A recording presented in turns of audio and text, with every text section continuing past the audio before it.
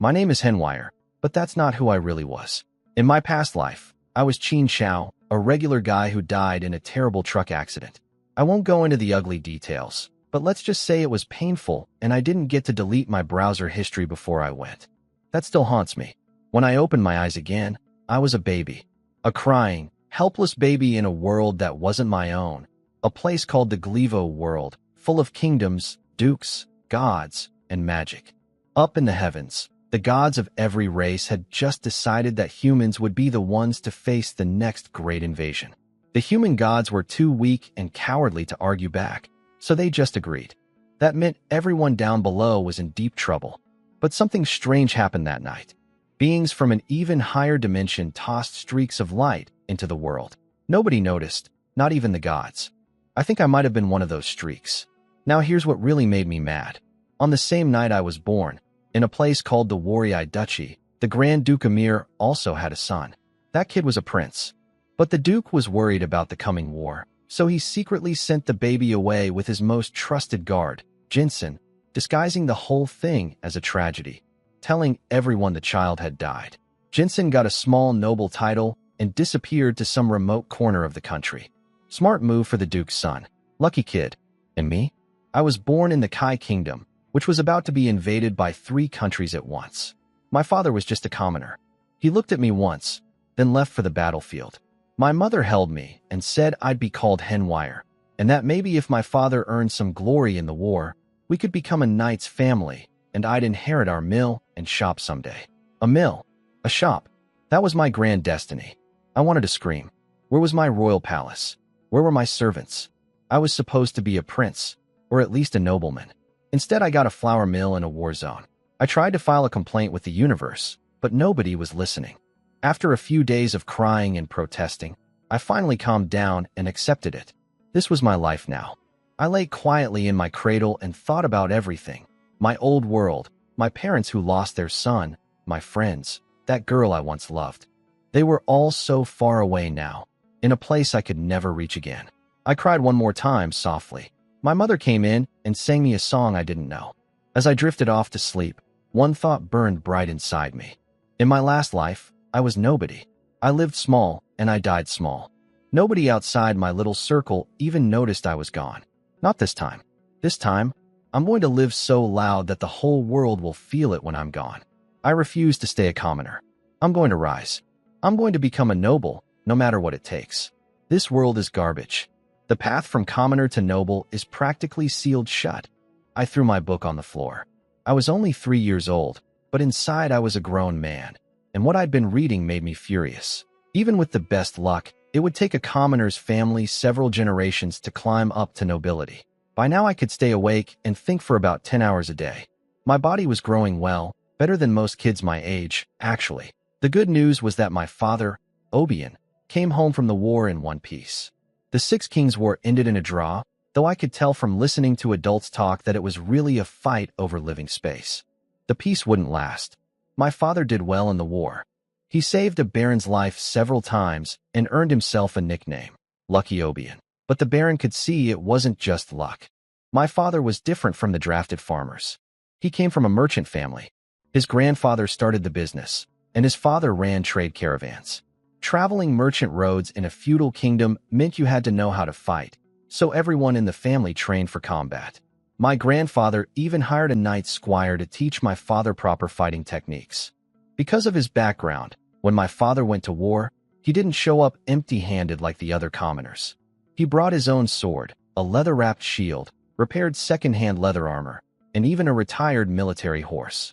That caught the baron's attention, and my father was kept in the baron's personal unit instead of being thrown to the front lines as cannon fodder. Still, after a year of killing over a dozen enemies and risking his life countless times, my father's social class didn't change one bit. He wasn't even surprised. If it were that easy to become a noble, he said, everyone would be one. When my father noticed I was unusually smart for my age, he started buying me books, and books are expensive in this world. I learned to read and write the official language of the Kai Kingdom fast enough to shock him. So after my 4th birthday, he spent a fortune and even called in his favor with the baron to get me into a nearby knight's manor. There, I studied alongside the knight's own son, receiving a proper noble education. I didn't mind. The food was great, meat every day. The other kids called me Little Rice Bucket because I ate so much, but I didn't care. My father was paying 3 gold coins a month for this. For reference, an average family of 5 in our town of Splitstream Bay spent about 2 gold coins in an entire year. 3 gold coins a month was a quarter of my family's income. People in town thought my father was crazy, but I made his money worth it. In 1 year, I learned to write, picked up noble etiquette, and started studying the continent's common language. And those were just the things I let people see. The real prize was what I stole in secret. Knight Cuckler, the owner of the manor, was the younger son of a viscount. He had no inheritance rights, but earned his knighthood through pure skill and was granted his own small fief, a village east of town. Every day, he trained his second son in the family's private cultivation method. It was never meant to be shared with outsiders. But nobody watches a 5-year-old playing nearby. At that age, most kids can't even stay dry at night, let alone understand combat training. So I watched. I memorized everything. The basic body conditioning, the bone-strengthening exercises, the coordination drills. This was knowledge that commoners and even merchants could never access. Of course, the basics alone wouldn't make me a real knight. For that, you'd need secret medicines and a special visualization technique to cultivate battle aura. Only then could you truly call yourself a knight. But I wasn't thinking that far ahead. First, I needed to grow strong. My plan was simple. Once I hit my teens, I'd reform my family's business, build up capital, and use my knowledge from my past life to invent things this world had never seen. I never planned to fight my way up the social ladder. Money could do the job just as well, if you had enough of it. But here's a lesson I should have remembered. Don't plan too far ahead. Fate is a nasty little thing. She likes to wait until you're feeling most confident, then jump out from the shadows and slap you right across the face, just to remind you how cruel and unpredictable she really is. The piece ended right after my 7th birthday. The 6 Kings War broke out again, and my father was called back to the battlefield by the Baron. I watched him leave, full of confidence, but I couldn't calm down. I knew this time was different. The first war was just both sides testing each other. This time, it was a fight to the death. 6 months later, bad news came. Not that my father died, but that our kingdom lost a major battle. A chunk of the Eastern Territory was now exposed to the enemy, and our little town of Splitstream Bay was right in the danger zone. Most people in town didn't understand what was coming. Some figured the enemy would just occupy us and charge higher taxes. No big deal, right? Wrong. I knew better. After 6 months of brutal, bloody close combat warfare, those soldiers had lost their humanity. Their nerves were shattered. When an army like that marches through, they don't just collect taxes. They burn, kill, and loot everything in sight.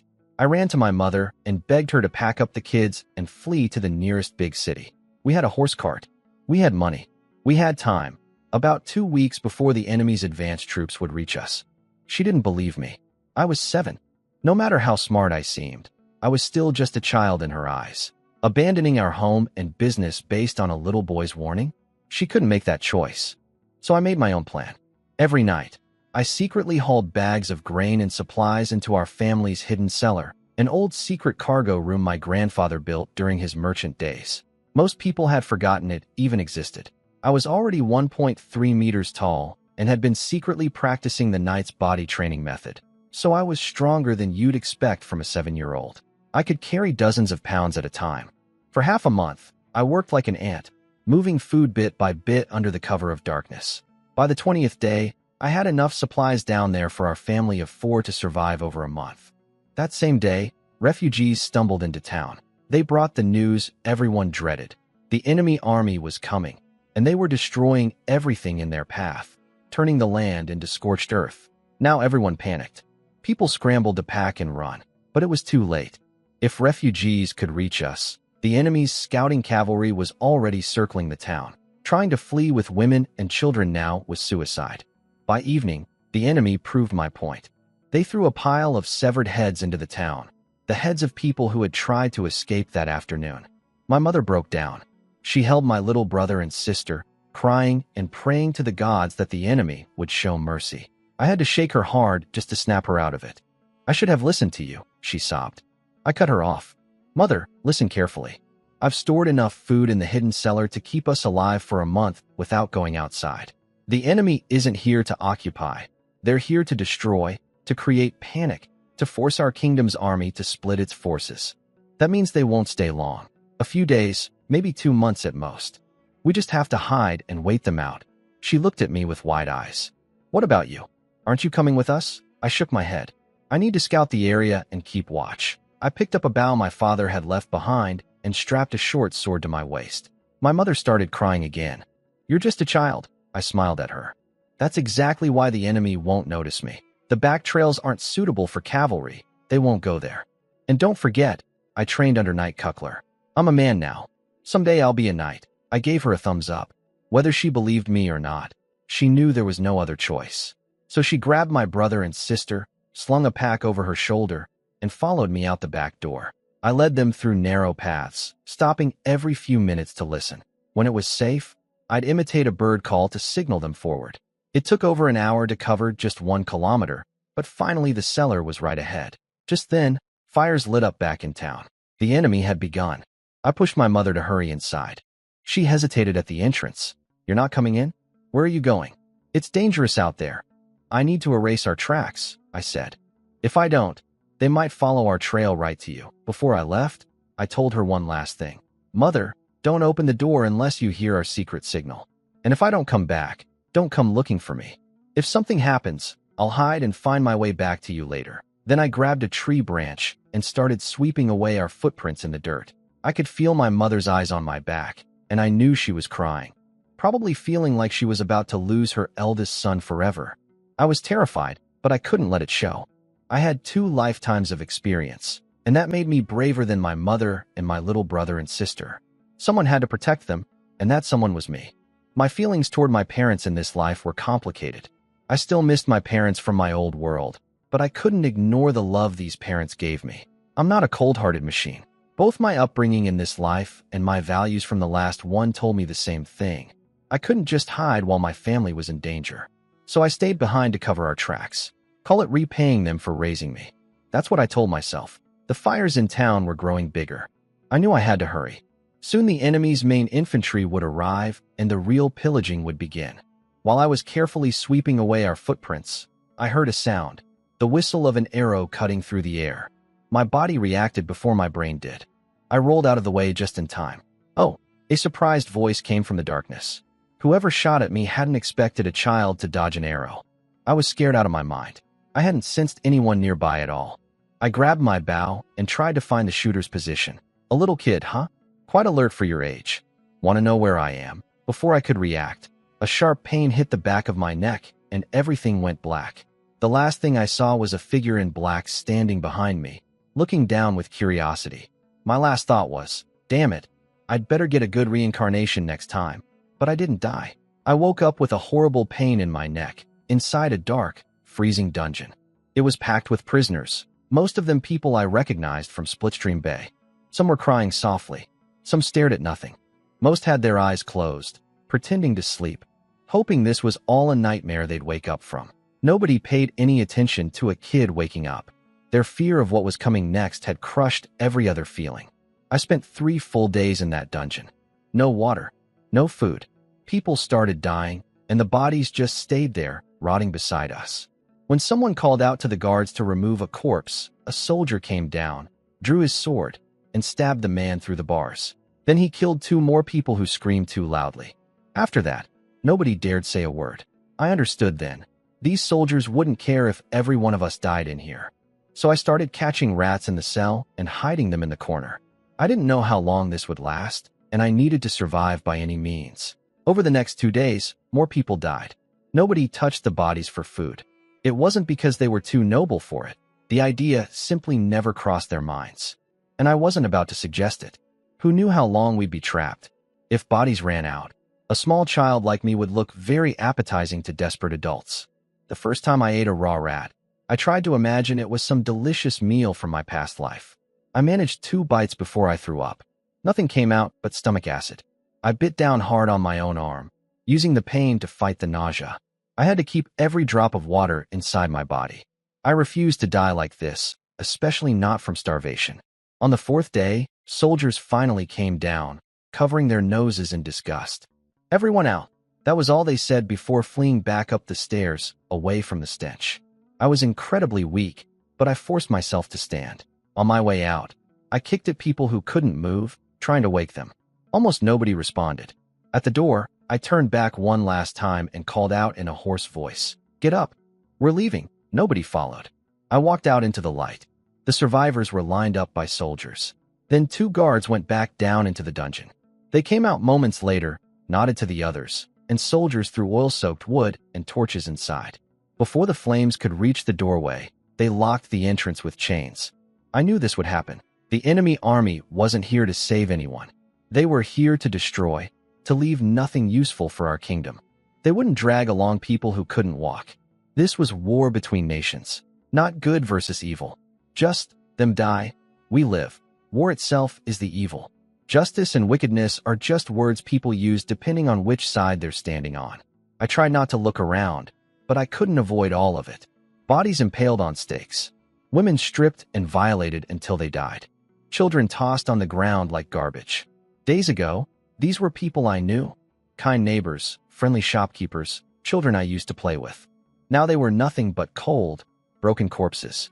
No matter how hard I tried to stay calm, a rage I couldn't explain rose up inside me. My anger didn't last long. Fear took over fast. Up ahead, soldiers were sorting through the prisoners. Old, sick, weak, stabbed and dragged aside like garbage. Children too young to be useful, killed with wooden spears without a second thought. These soldiers had probably been farmers just a year ago, but now they murdered unarmed civilians without blinking. People just like them. Fellow commoners. I understood what was happening. They were selecting slaves, people strong enough to haul supplies and do hard labor. A 7-year-old kid like me? I wasn't on their shopping list. I looked around. Cavalry patrolling. Armored infantry everywhere. Maybe I could catch one farmer soldier off guard and kill him. But then what? I'd still die in this hellhole. When it was my turn, the soldier doing inspections took one look at me and waved to the guy with the spear. I went cold inside and got ready to take at least one of them with me. Then a voice shouted, "Wait!" A rider from a passing cavalry group had turned back. My back was soaked with sweat. In the autumn wind, I felt the chill cut straight to my bones. The rider trotted over to me. "Little one, do you remember me?" I looked up. Gray hair, but young. Slim and tall. Slender fingers with calluses. He wore engraved leather armor, a long sword on his back, a short sword at his hip, a large bow hanging from his saddle, and 2 quivers of long arrows. His gear was too varied to be standard military issue. Then it clicked. I'd read about people like him. He was a ranger. A mercenary, but not the kind hired by some minor lord. He worked directly for the enemy's regular army. I nodded slowly. "You're the one who captured me." The gray-haired ranger smiled. "You've got a solid build, kid. You didn't even pass out right away when I hit you. I thought you were some nobleman's child. Checked into it. Turns out you're just a merchant's son. Disappointed me. So I tossed you in the dungeon and forgot about you. Went on a mission for a couple days. I'm honestly surprised you survived down there." He leaned down from his horse and studied me closely. "So tell me, how did human flesh taste?" "I didn't eat anyone," I said. "Lying isn't a good habit, especially in your position. How about this? If you can convince me you didn't eat human flesh, I'll let you live." I pulled half a rat from my pocket and held it up. "I ate this." He blinked, then laughed. "Clever. Show me." Without hesitating, I bit into the raw rat right there in front of everyone. I chewed slowly, keeping my face blank, and swallowed it down with every ounce of willpower I had. The ranger watched with amusement. "Interesting. So dodging my arrow that night really wasn't just luck. How's the rat taste?" "Compared to dying," I said, "it's not that bad. Could use some sauce, though." He burst out laughing. "Good. You don't have to die. You're my slave now." I bowed. "Henwire, ready to serve." He took me to the main military camp outside town. Neat rows of tents, disciplined patrols. These were the real elite troops, nothing like the rabble back in town. At his private tent, the ranger pointed outside. "Go wash. You stink so bad it'll ruin my dinner." The food already tastes like garbage. I don't need the experience of eating it in a latrine. I grabbed a bucket and washed myself in the canal despite the freezing autumn wind. I washed my clothes too. An hour later, the ranger raised an eyebrow when he saw me dripping wet. "You washed your clothes as well? You said I shouldn't affect your comfort." So I was thorough. He went quiet for a moment, then started playing with his short sword. Now you need to convince me not to kill you. You hide it well, kid, but I can see the hatred in your eyes. That's understandable. We destroyed your home and killed your people. But there's something else that bothers me. You're missing something most people would have, fear. And you have something most people don't, real calm. That makes me nervous. If I keep you around, one day you might come back for revenge. So go ahead. Convince me to let you live. I said, I can read and write. I know how to maintain armor and weapons. I know how to take care of horses. The ranger's head snapped up, not just because of the skills I listed, but because I'd said all of it in the Continental Common Language. He looked me over carefully, taller and stronger than a normal kid my age. Clearly trained, literate, speaks the common tongue, useful skills. Everything pointed to a nobleman's child, but he'd already confirmed I was just a merchant's son. Impressive, he said. But what does any of that have to do with keeping you alive? It means I can be sold for a good price, I said calmly. Enough to make up for whatever trouble I might cause you. He clapped his hands lightly. Good reasoning. I agree, but I want one more piece of insurance. You behave. No tricks, no funny business. If you agree to that, I won't go looking for your family members hiding underground. They can wait out this whole mess in peace. He knew. He knew about the cellar. He knew about my mother, my brother, my sister. I had no choice. Just like that, I went from a commoner to something even lower. I was a slave. When the ranger mentioned my family hiding underground, I snapped my head up and glared at him. He waved his hand dramatically. See? That look right there. Do you know how terrifying it is for a child your age to have eyes like that? That's why I'm debating whether to kill you. You give me this feeling that you'll become someone impressive one day, but I don't enjoy snuffing out potential. So, same deal as before. What do you say? He was right. The tracks I'd tried to erase wouldn't fool a real ranger for a second. I thought it over, then raised 2 fingers beside my head and swore an oath. I, Henwire, swear that no matter what happens, I will never seek revenge against Cave Eyes, he said. I will never seek revenge against Cave Eyes. He clapped his hands, satisfied. Strange way to swear an oath, but I can feel the sincerity. Good. As a reward for your honesty, I'll go clean up the remaining traces around your family's hiding spot. No one will find them. Now, tell me about yourself. Like you said, I need to sell you for a good price, right? Over the next few days, I became Cave Eye's personal servant. When he left on missions, I trained my body as hard as I could. When he returned, I helped him remove his armor, groomed his horse, sharpened and oiled his weapons, fetched meals, carried washing water, made his bed, and tidied his tent. After the first clumsy day, I performed like a trained servant. Cave Eyes even complimented my work, though he knew perfectly well I'd never been trained for any of this. I was just a fast learner, and I was learning more than chores. I started picking up the language of the Warrior Duchy, which this army belonged to. The 2 countries were neighbors, and both languages evolved from the Continental Common Tongue, like 2 dialects of the same language. Since I already knew the common tongue, it wasn't that hard. Under life-or-death pressure, I learned fast. I wasn't learning the language to spy on anyone. I had a much more practical reason: the cooks. When I went to pick up meals, the kitchen staff knew I was an enemy prisoner. Some of them had lost friends and family to our kingdom's army. They had every reason to spit in my food, or worse. But if I spoke their language, it would trigger something basic in human nature. People instinctively treat someone who talks like them as one of their own. Speaking their tongue would earn me a little empathy and a little more food on my plate. Of course, there was another reason too. I needed to understand what the soldiers were saying around me. I had no intention of being a slave forever. If a chance to escape came, knowing their language could mean the difference between life and death. I gathered what information I could. This army was the Duchy's 3rd Legion, codenamed Silent Battle Axe. Over 7,000 soldiers, mostly professionals. Their commander was Count Obikin, brother to the Grand Duke of Warrior. 2 months ago, this was the very legion that flanked our alliance's right side, ambushed and crushed our 6th Legion, and opened the path for the enemy to invade our kingdom. They were no joke. Cave Eyes was a lone wolf mercenary hired directly by Count Obikin. That gave him privileges, his own tent, access to the main camp. After about 2 weeks of rest, the Silent Battle Axe prepared to march again. I packed Cave Eye's gear and even took down and folded his tent. That was supposed to be the supply team's job, but I wasn't here on vacation. The more useful I made myself, the safer I was. When Cave Eyes returned and saw everything ready, he tossed me a metal badge. I'm going ahead to scout. Carry my gear and follow the supply column. Here's a servant pass.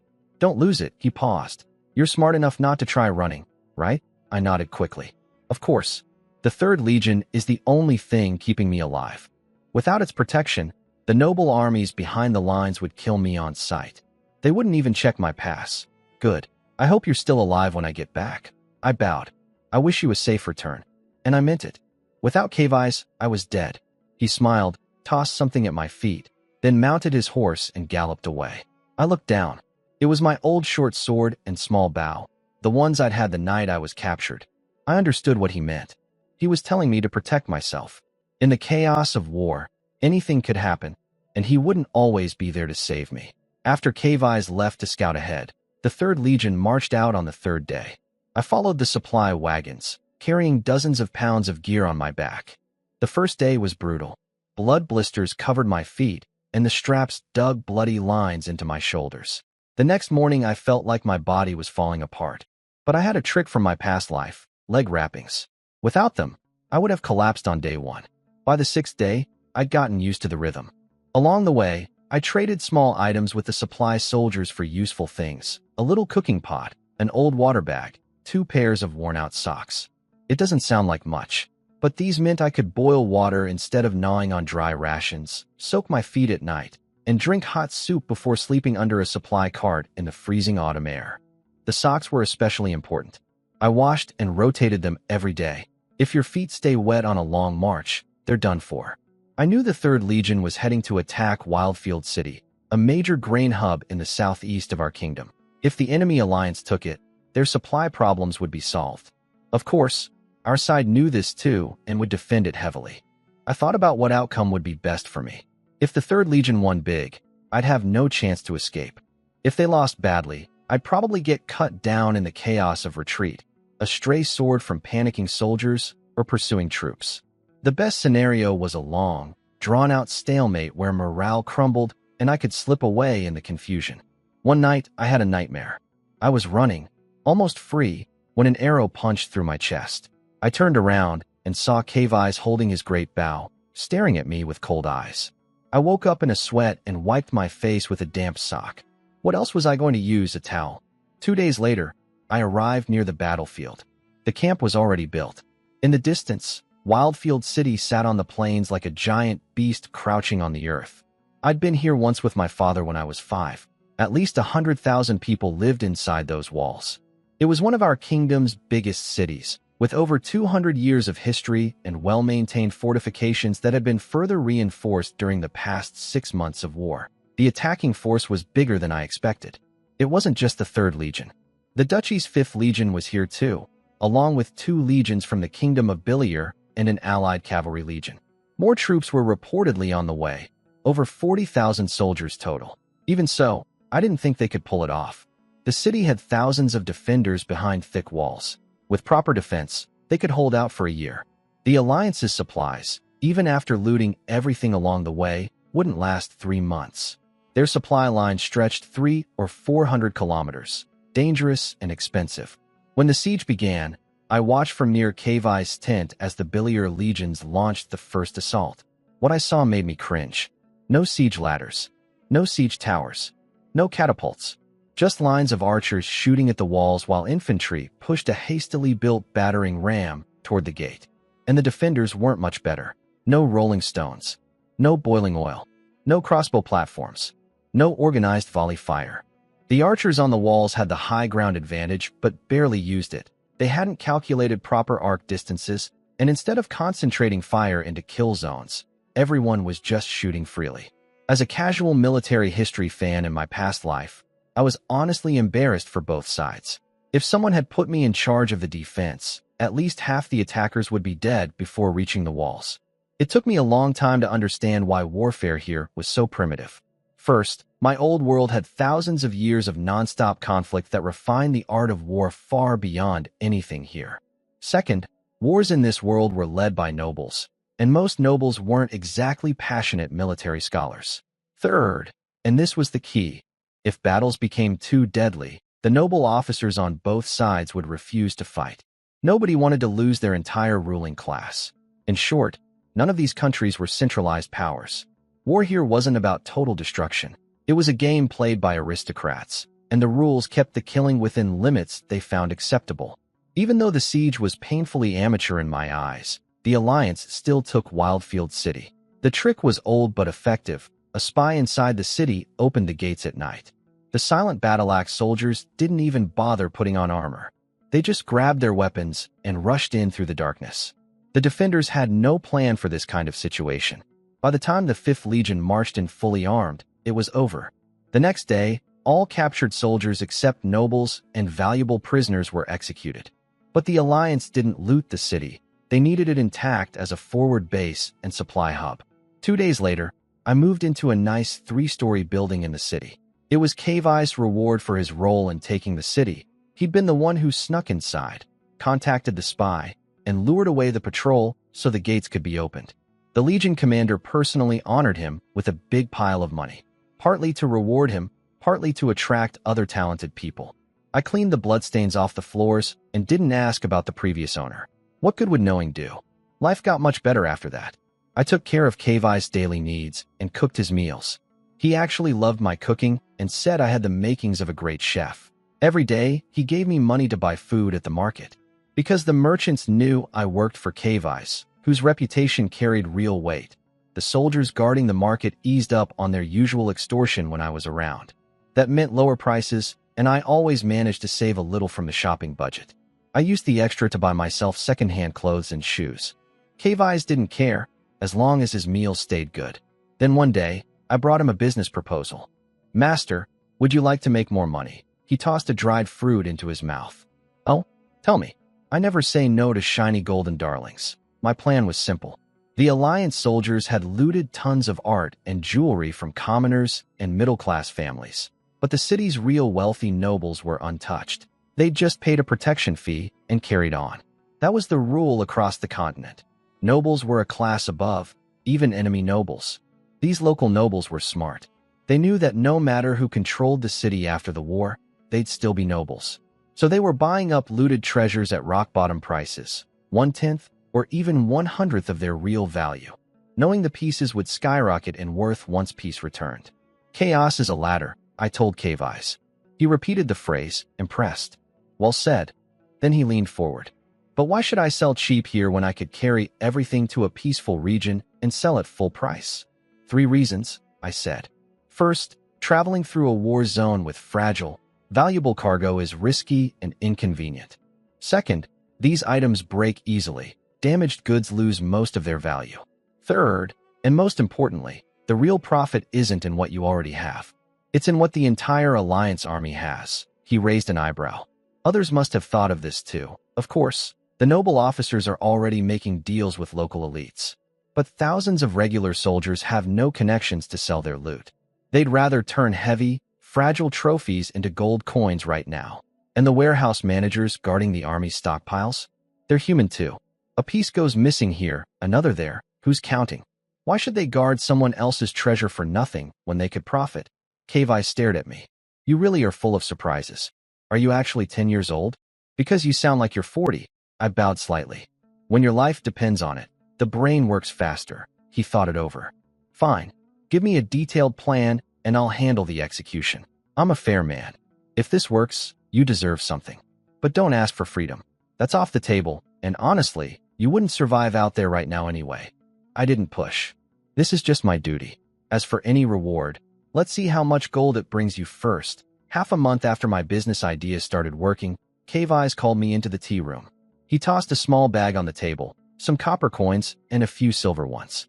"Don't complain it's too little," he said. "Any more, and the weight of it would crush you. That's your pocket money. But the real reward is something else." He told me he'd personally gone back to my hometown and resupplied my family's hiding spot with food and provisions. They were safe and could stay hidden longer. Then he offered to train me. Real combat training on top of the body conditioning I'd been secretly doing. "What do you want to learn? Swordsmanship? Archery? I don't care what it's called," I said. "I just want to learn how to kill." He smiled.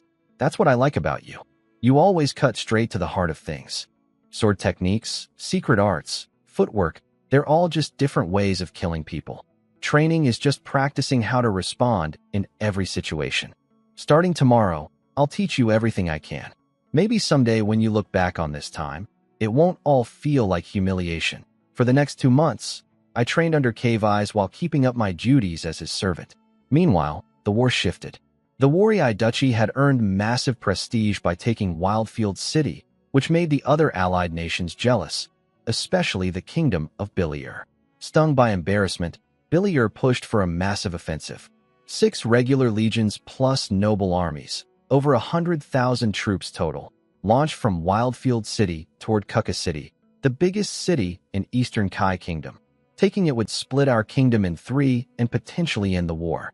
Nobody on the Alliance side even considered the possibility of failure.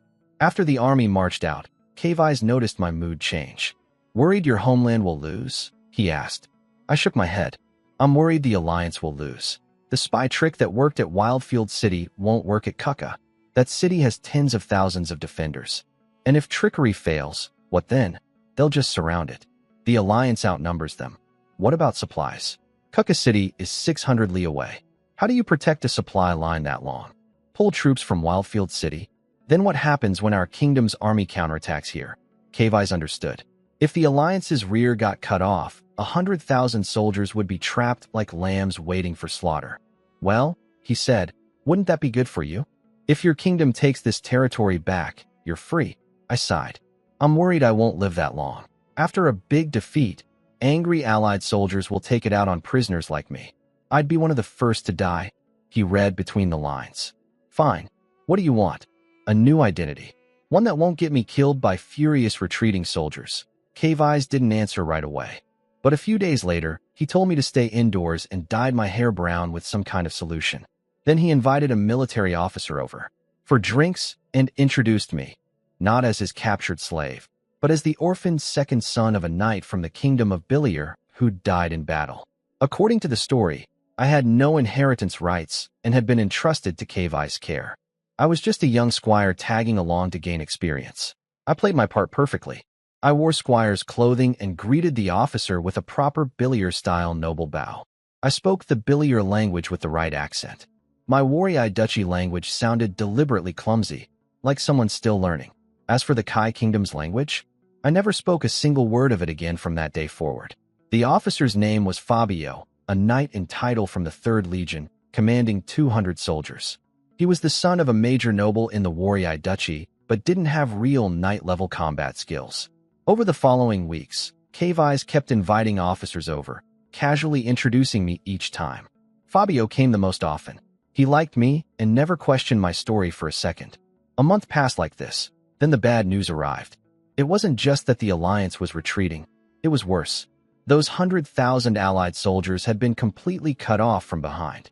Fabio and the other officers were in the tea room, cursing the Bilier Kingdom's commanders at the top of their lungs. Those idiots were trapped for 10 days before they even asked for help. The enemy's already dug in and taken every good position. How are we supposed to rescue them now? And they're blaming us. The handoff officers for the supply line were their people. The receipts even had the Alliance seal on them. Fabio noticed me pouring tea and apologized. "Sorry, Henwire. We're talking about the stupid commanders, not your people." I just smiled politely and said nothing. I already knew what had happened. Kai's told me the day before. A force from our kingdom had slipped between Kuka City and Wildfield City and seized a small trading town called Fire Eye. The Alliance hadn't seen it coming because the soldiers arrived wearing no armor, just light clothes, moving fast. The Alliance scouts assumed they were just drafted farmers meant to harass supply lines. Unarmored troops weren't considered a real threat in this world. But here's what nobody on the Alliance side understood. Fire Eye wasn't just any town. It was a merchant transit hub.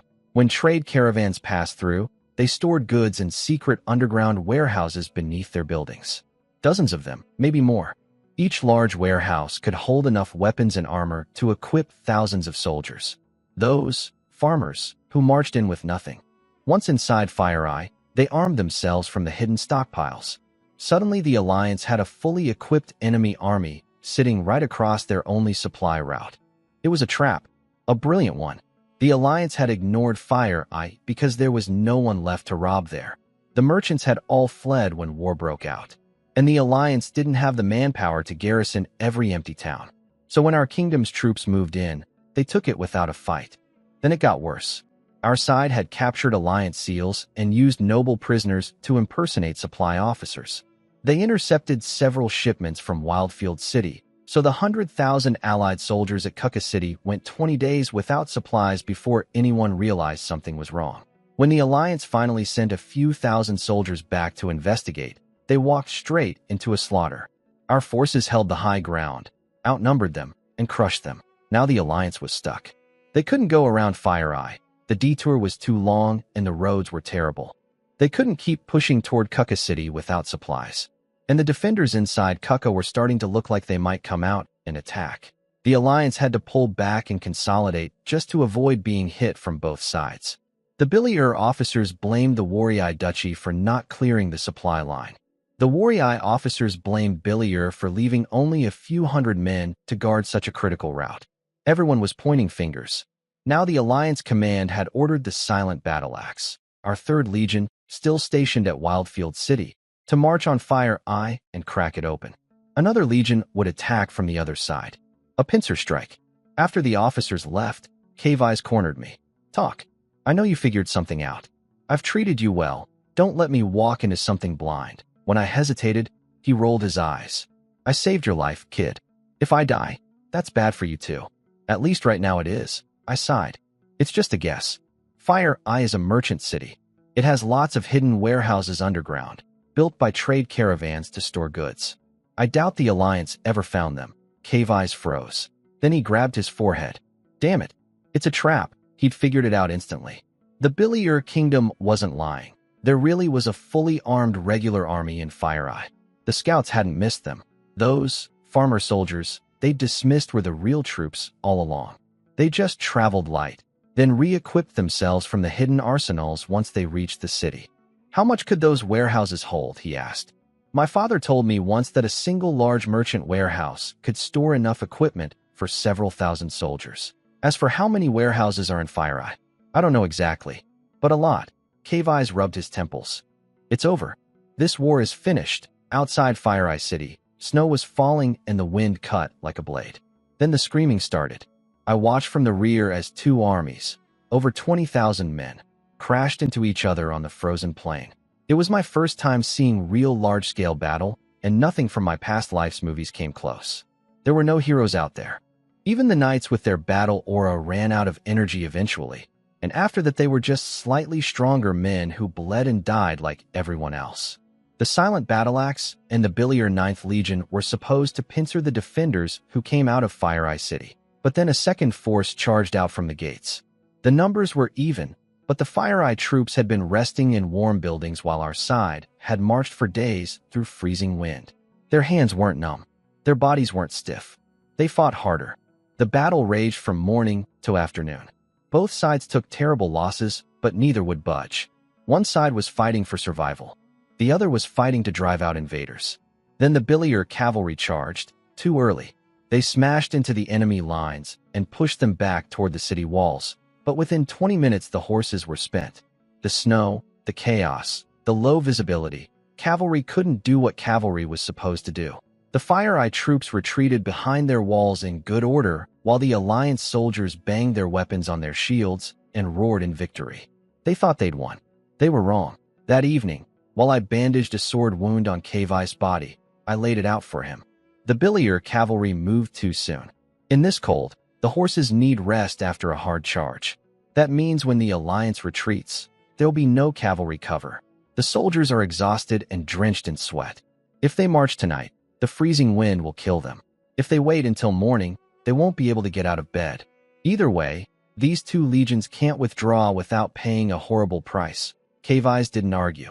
He just pulled on his clothes and said, "Stay close to me." Count Abakin, the commander, wanted to stay behind and cover the retreat personally. His chief attendant knocked him unconscious and carried him away. Before the Alliance could even set up camp, the ground began to tremble. Enemy cavalry. Cave Eyes had told the Count what he'd scouted. 30,000 enemy troops were garrisoned in Fire Eye City, all regulars, plus 5,000 cavalry on standby. The Alliance never had a chance. Everything collapsed. Without their noble officers, who'd already fled into the night, the soldiers couldn't organize any defense. The silent battle axe, the supply crews, everyone scattered like frightened rabbits across the snowy darkness. The enemy cavalry didn't even bother killing anyone. They just kept herding us forward, never letting anyone stop. They didn't need to swing a single sword. The cold would do their killing for them. Anyone who got lost, fell behind, or got injured in the dark was dead. This was where my months of running training finally paid off. I kept pace with Kavai's horse at a steady jog, controlling my breathing, watching the ground, trying not to panic. Kavai's was an experienced ranger. He knew how to navigate in the dark and kept us moving in the right direction. We only needed to cover 10 kilometers. He'd prepared a hiding spot ahead of time. One night's rest there, then move at dawn. The enemy cavalry wouldn't chase that far. But the enemy riders were paying special attention to anyone on horseback. Those were likely officers or important targets. A squad of about 30 cavalry spotted our group. Kavai's wasn't alone. Several friendly officers were riding alongside him. The enemy saw a cluster of mounted men and smelled a big catch. Arrows flew. 2 officers went down instantly. One took an arrow through the neck. The other's horse was hit and threw him into the snow. Neither would survive, and nobody stopped to help. The remaining riders split apart, each hoping the others would draw the enemy away. Kavai's gray-white hair made him an easy target. 7 or 8 riders broke off and chased him specifically, but Kavai's was incredible. He spun around on his saddle, back against the horse's neck, and grabbed his great bow. He had 3 arrows pressed against the bow shaft. He fired one, then flicked the next onto the string with his fingers, 4 shots in rapid succession. 4 riders fell. The remaining 4 spread out and fired back. An arrow grazed Kavai's shoulder, but he didn't even flinch. His horse wasn't so lucky. 2 arrows hit it, and the animal reared up in pain. Kavai's kicked free of the stirrups, crouched on the saddle, shot another rider down, then leaped off and caught a tree branch overhead. Hanging upside down from the tree, he fired again. Another one down. 2 left. He dropped to the ground, dodged an arrow behind a tree, then stepped out and put a shaft through one rider's throat. The last cavalryman charged with his sword drawn, aiming for Kavai's neck. Kavai's ran straight at him, jumped high enough to be level with the rider, twisted his body flat in midair to dodge the blade, and slid his own sword through a gap in the man's armor. He landed lightly and flicked the blood off his sword. Then he looked at me hiding behind a rock. Pretty cool, right? Want me to teach you that? I wasn't in the mood for jokes. I grabbed his wounded horse, pulled out the arrows, and applied medicine. We need to move. Their friends will find these bodies and send more after us. Kavai shrugged. I thought you'd be disappointed I didn't die. In this chaos, nobody on either side would take me in, I said. Even if they didn't kill me on sight, they wouldn't let me inside their camp. In this weather, being left outside means. Before I could finish, Kavai shoved me aside and fired an arrow. I hit the ground and looked up.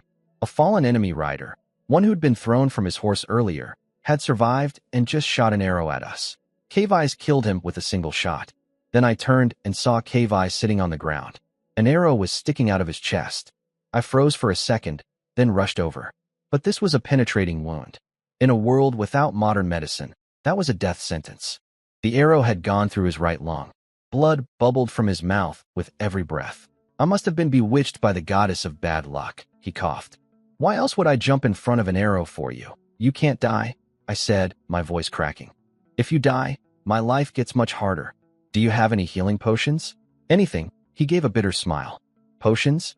A mercenary can't afford those. It's over for me, kid. You remember where my supply cache is? Go. Now. You're small, harder to spot alone. The rest of the road is yours to walk. He handed me his great bow and longsword. You're destined to be someone extraordinary. Keep these as a memento. Proof that I existed. I took the weapons. After a pause, I asked, do you have any unfinished business?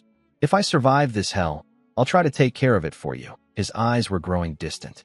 Unfinished business? Plenty, but none of it concerns you anymore. Just don't hate me. That's enough. I nodded. A dead man's debts are cleared. You dragged me into this nightmare. You ripped me away from safety. But tonight you took an arrow for me. We're even, he laughed weakly. A dead man's debts are cleared. What a practical thing to say. You really are something else. Are you really just a child? I hope his voice faded. Then he stopped breathing. His empty eyes stared up at the dark sky while snowflakes landed on his face. I sat there for a moment. Then I wiped the snow from his face and gently closed his eyes. I found a cavalry cloak nearby and laid it over his body. "We were on opposite sides," I said quietly. "You hurt me and you saved me. But you taught me a lot. That makes you half a teacher. I can't bury you properly right now. If I get the chance, I'll come back for your body. If not, I'll remember this spot and come pay my respects someday." Then I cursed. "Damn you, Cave Eyes. If it wasn't for you, I wouldn't have gone through any of this." And then, softer. "Thank you, Cave Eyes. I was too optimistic before.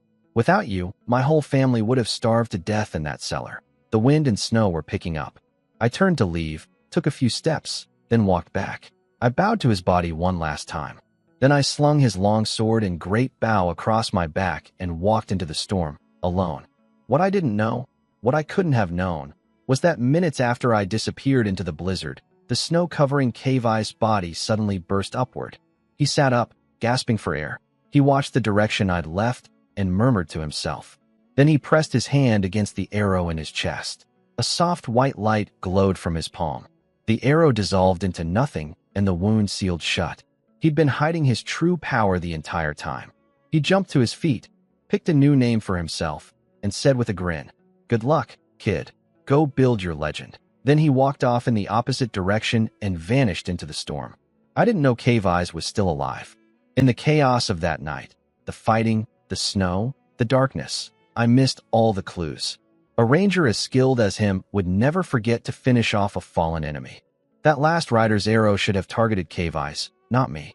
But I was too exhausted and scared to think it through. I stumbled through the blizzard alone, navigating by wind direction after climbing over a small hill. I stuck to the side paths, avoiding the main road. The snow was getting heavier, which made walking harder, but at least it was slowing down the enemy cavalry too. About a kilometer from Cave Eye's hidden shelter, I spotted someone lying by the road. He was still alive, but he was stripping off his clothes. I recognized the symptom from my past life, paradoxical undressing. His body's temperature regulation had gone haywire. His brain was hallucinating warmth. If nobody helped, he'd freeze to death in minutes. I almost walked past him. Then I saw his face. It was Fabio. I stopped. My protector was gone. In this weather, without a city or shelter, I'd eventually die too. But Fabio knew me. He trusted me. If I saved his life, he could become my new shield. I stabbed my dagger into the nerve cluster near his shoulder. The sharp pain snapped him awake. "Sir Fabio, put your clothes back on. We need to move. It's only 200 meters to safety." It was actually closer to 1,000 meters. But if I told him the real distance, he'd give up right there. So I lied. Over and over. "How much farther? We're halfway there. This feels like more than 200 meters. Trust me." Cave Eyes prepared a shelter. He's a scout ranger. He always has hideouts. "See that big rock ahead? It's right there. We're at the rock now." "Where's the shelter?" "Just behind it, under that big tree." About 300 meters from the cave, Fabio collapsed. No amount of encouragement could get him back on his feet. So I laid him on his cloak, threaded the sheathed long sword through the shoulder of the fabric, and dragged him. Dragging a fully armored grown man 300 meters through heavy snow. I wasn't even 8 years old. Even with all my training under Cave Eyes, my body hadn't finished growing.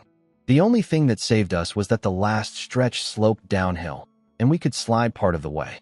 By the time I cleared the entrance to the cave, my clothes were soaked through with sweat. But I couldn't rest. I ran inside, lit the pre-prepared fire, then ran back out. I stripped Fabio naked and rubbed his whole body with snow until his skin turned pink, a technique to restore circulation. Then I dragged him inside, wrapped him tight in blankets, and finally took care of myself. I changed into dry clothes Cave Eyes had stored in the cave, drank some hot soup, and finally felt human again. After eating, I went outside one more time to make sure the firelight wasn't visible through the cave's cover. Cave Eyes had set this place up well. 2 hidden vents for smoke and air. We wouldn't suffocate. Sitting by the fire, watching the sparks rise and float, I started thinking. Should I kill Fabio, take his head, and use it to surrender to our kingdom's army? No, too risky. The Allied forces had probably captured plenty of officers by now. If any of them had seen me at Cave Eyes' place, my fake identity as a Billiard Knight's son would be exposed. I couldn't let myself be seen by both sides at the same time. But if I didn't use this chance to get back to our side, when would the next opportunity come? I couldn't stay with the enemy forever. And there was an even bigger worry. Could our kingdom actually win this war? If they lost, and I'd already switched sides, I'd be doomed. There was no perfect answer. I felt like one of those sparks from the fire, drifting wherever the wind pushed me, destined to flicker out in silence. Or maybe, just maybe, I'd land somewhere and start a blaze of my own. I thought about my future, about my mother and siblings hiding in that cellar, about whether my father was still alive somewhere. Eventually, I drifted off to sleep against the cave wall. A few hours later, I jolted awake, grabbed my short sword, and checked on Fabio. Still unconscious, but no fever. I peeked outside. The snow was a foot deep and it was still dark, maybe 4 in the morning. I added more wood to the fire, found a comfortable position, and went back to sleep. When Fabio woke up, I opened my eyes too, because I'd tied a string between his wrist and mine while he slept. I didn't trust him yet. I quietly untied both ends before he noticed. I gave him water and heated up some soup. After eating, he said it was the best bean and meat stew he'd ever tasted. I smiled. Let's hope we don't need that kind of appreciation again. He stood up, dressed in his dried clothes, and gave me a formal noble's bow. Henwire, you saved my life. I swear on my family name. If I make it back alive, I will repay you. I bowed back carefully. Sir Fabio, we're comrades. I'm too young for the battlefield. I made sure to say that clearly so he wouldn't get ideas about sending me to the front lines, but it's my honor to share this hardship with you. He patted my shoulder and asked where we were. I drew a rough map with a stick. We were about 10 kilometers southwest of Fire Eye City, off the main road. The heavy snow had erased our tracks. Fabio suggested waiting, then heading to supply station number 14 for horses. I shook my head. We leave this morning. The enemy will destroy the nearest supply stations to completely cut off the route between Wildfield City and Kuka City. If we're late, we'll be trapped. He looked at me curiously. How do you know all this? My heart jumped, but I kept my face calm. I don't. Cave Eyes told me these things. He accepted that without question. Then he paused. Speaking of Cave Eyes, where is he? Why do you have his weapons? I let my eyes go red. He's dead. When I found him, he was already gone. I could only take his weapons. I couldn't even carry his body. I'd rehearsed this story several times, forcing myself to think about my parents from both lives to make my eyes water on cue. I couldn't say we got separated. That wouldn't explain why I had his personal weapons. Fabio believed me. He patted my head gently. From now on, you stay with me. That was exactly what I'd been waiting to hear. We geared up properly this time. Boots that kept snow out, clothing that blocked wind and cold. Fabio recovered fast. He wasn't a real knight in power, but his body was far above a normal person's. I was jealous. Meanwhile, I had something he didn't. Experience walking in snow from my past life. So we kept pace with each other. We marched all day through deep snow to reach Station 14. Plenty of scattered soldiers had already arrived, most in terrible shape. We rested only a few hours, then took 2 mules and rode out into the night. I told Fabio that warhorses were too delicate for this weather. What we needed wasn't speed, but endurance. Mules were tougher and easier to care for. Even mules were faster than walking. We reached the next station before dawn, swapped for fresh mules, and kept going. We passed Station 12 without stopping. Instead of heading to the next station, we detoured to another one of Cave Eye's hidden shelters for the night, in case the enemy was catching up. It was the right call. By the next morning, there was still no sign of the enemy. The terrible weather had slowed them down too. We made it back to Wildfield City. Barely. Fabio told me later that we'd escaped by the thinnest margin. If we'd stayed even a little longer at that first cave, we would have been caught. We'd literally outrun death. A few days later, the casualty report for the Silent Battle Axe came in. Out of over 7,000 soldiers, fewer than 1,000 made it back. Less than a fifth of the officers and nobles survived. The Legion was effectively destroyed. But the official report didn't say that. It listed just over 1,000 dead. The rest were marked as missing, partly to save face, partly to save money. Death benefits for fallen soldiers were expensive. Missing soldiers cost nothing. I understood the game perfectly, but it wasn't my problem. Right now, my priorities were simple. Eat well, grow stronger, and figure out what to do next. Good. Your foundation is solid, Fabio told me one morning. The knight's body training method you've been practicing is the standard one most families use. a prerequisite for any real family technique. But you've picked up some small errors. Follow my movements, and we'll fix those habits. He patiently walked me through a complex set of motions, almost like gymnastics. I watched every detail like my life depended on it, because it did. This was knowledge money couldn't buy. It belonged exclusively to the noble class and never trickled down to commoners. Back at the Knight's Manor in Splitstream Bay, I'd been stealing glances at training sessions. Without proper guidance, mistakes were inevitable. Cave Eyes had taught me how to fight and survive, but he was a ranger, not a knight. He hadn't bothered correcting my body training form. Now I finally had a real teacher willing to guide me properly. I wasn't about to waste a second. At the same time, I knew my place. Saving Fabio's life didn't make me his equal. I noticed he seemed to be related to Count Abakin, which meant I needed to be even more careful. No matter how many times Fabio told me to relax, I kept acting like a proper little squire, tending to his meals, his gear, his daily needs. Through Fabio's circle of noble officers, I learned the news. The Alliance's 100,000-strong advance force had been completely wiped out. The only reason the enemy hadn't counterattacked Wildfield City yet was the heavy winter snow blocking the roads. Everyone knew that by spring, a massive battle for this city was coming. So I used the winter to prepare. Every morning, I ran with weights on my back. Fabio said long-distance running wasn't important for becoming a knight. I didn't care. I wasn't training to be a knight. I was training to outrun death. When the chaos came, whether I was escaping or slipping away, running speed could save my life. In quiet moments, I worried about my family. Cave Eyes had promised to move my mother, brother, and sister from the cellar to somewhere safer after I told him about Fire Eye City's hidden warehouses. He'd said he would tell me their location after the battle.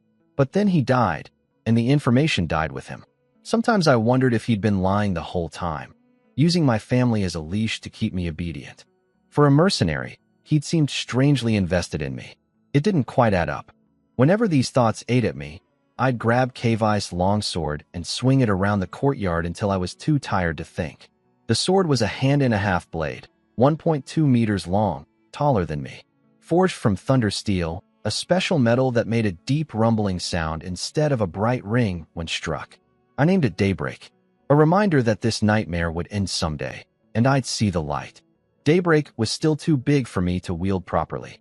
Most of the time, I preferred the short sword my father had given me, a blade just over a foot long, perfect for my size. Swinging the big sword was really just exercise to burn off frustration. Winter passed quietly. Both armies rested, but I never stopped, absorbing everything I could like a sponge. Languages, combat techniques, noble etiquette, survival skills. When spring arrived, nobody celebrated. I knew what was coming. The flowers that would bloom on this land would be fed by blood and fertilized by corpses. Maybe I'd live long enough to see them. Maybe I'd become fertilizer myself. Because the silent battle axe had been destroyed, Fabio was reassigned to lead a unit of noble private soldiers, 300 conscripted serf soldiers. His connection to Count Abakin at least got him a personal guard of about 10 cavalrymen and 40 surviving battle axe veterans. That kept him from looking completely pathetic among the other noble commanders. When I saw the serf soldiers for the first time, I stopped complaining about the regular army's quality. Compared to these people, the troops I'd mocked were genuinely elite. The army in front of me included boys as young as 12 and old men with gray hair. This was supposed to be a fighting force? Yes, I was barely 10 myself, but I was confident I could kill any of the young serf soldiers in single combat. At range, I wouldn't even be scared of the adult ones. Fabio, used to professional soldiers, looked at his new command with barely concealed disgust. He drilled them relentlessly, but the results were pitiful. Turning these peasants into real soldiers? Even Fabio didn't believe that was possible. Watching Fabio try to teach these serf soldiers proper combat formations and fighting techniques was painful. In my opinion, he was wasting his time. These people would be better off learning to recognize flag signals and marching in formation. At least neat rows of soldiers might intimidate the enemy a little, or help more of them survive when it was time to run. But I kept my mouth shut. It wasn't my place to tell a noble how to train his troops. When spring came, the Allied Kingdom's army showed up at Wildfield City just as expected, picking off supply stations one by one before arriving at our walls in early March. Most of the Alliance soldiers were stationed in camps outside the city, facing off against the enemy lines. Fabio and his serf soldiers were out there too, which made him furious. I actually preferred it. The city might seem safe, but I didn't trust it. The Alliance had taken this city with a spy opening the gates at night. Why couldn't our kingdom do the same thing back? This was their city, after all. How many people inside were still loyal to the Kai kingdom? What secret plans had been left behind? Nobody knew. That city could become a trap. Out here in the open, if things went wrong, I could run. For weeks, it was just small skirmishes. I even watched some entertainment, night duels, warrior contests. Then came the day Fabio led his serf soldiers into an actual battle. What a joke. Both sides sent their serf soldiers forward, but both noble commanders quietly steered their armored personal guards away from each other. Instead, the guards targeted the other side's unarmored serfs. Armored men against farmers with pitchforks. It was a massacre, not a battle. Both sides killed a bunch of each other's serfs, declared victory, and went back to camp. Fabio came back bragging. "Did you see me out there, little henwire? I charged through the enemy twice. Nobody could stop me. When my horse collapsed from exhaustion, I fought on foot, still untouchable, right? Very heroic. Slaughtering farmers who didn't even have matching weapons. And his horse didn't collapse from exhaustion. He fell off. If his guards hadn't rushed in, those serfs would have skewered him with pitchforks. And the way both sides' armored knights passed within arm's reach of each other without attacking? Nobody mentioned that part. But I put on my most worshipful expression. Sir Fabio, I saw everything. You were incredible. The other nobles were all praising your bravery. He laughed and slapped my shoulder. Go get some wine and food from the supply depot. I'm hosting friends tonight. That evening, Fabio pulled me in for a drink before letting me go. The other nobles complimented him on having such a capable young squire. Everything was running smoothly, all thanks to little henwire. Once I stepped outside the tent, I dropped the smile. I could hear them in there, bragging about their glorious deeds. Across the field, the enemy noble who'd fought today was probably doing the exact same thing. I walked to the serf soldier's tent, held up my oil lamp, and called out, "Anyone injured today, come here. I had medicine, real medicine, not the useless scraps the army gave to serfs." I'd requested it from the supply depot under Fabio's name when I picked up the wine and meat. You might ask about the military doctors. Yes, they existed for real soldiers. Serf soldiers weren't considered people. The army doctor and supply officer had said so to my face. So I treated the wounded myself. I wasn't a real doctor, but I could clean wounds and stitch them shut. Part of me couldn't bear watching these people die from neglect. They were human beings. Without treatment, these wounded men would be dead within days. Part of me wanted to practice the medical skills I'd been studying. And the most important part? Helping these serfs cost me almost nothing, but it bought me something priceless: gratitude. If everything fell apart someday, and I needed help, these men might reach out a hand. Sometimes the difference between living and dying is just one hand pulling you up. I worked through the night under a dim oil lamp, stitching ugly wounds while breathing in the thick smell of blood. By dawn, I treated every injured man. I dragged myself back to Fabio's tent, cleaned up the mess from his party, and collapsed on the floor beside his bed. Fabio didn't wake until afternoon. Too much wine. By then I'd already prepared his washing water and laid out fresh clothes. He rubbed his aching head. "Little henwire, I can't imagine what I'd do without you. Did you see Baron Vance last night? He used to be so proper. I'd bet he hasn't changed his clothes in 2 weeks. The smell." I smiled. "Perhaps the Baron has been too busy training his troops to worry about laundry." Fabio burst out laughing. Training troops? He didn't even dare lead a charge last battle.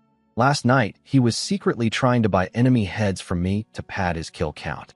Since the war started, he hasn't killed a single enemy soldier.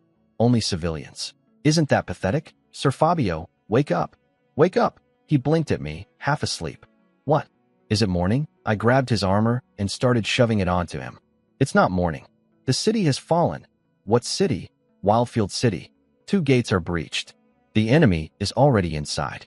We need to gather our troops and get out of here before it's too late. He finally woke up when he heard the sounds of fighting coming from the city walls. Through the firelight, we could see fierce combat on the ramparts.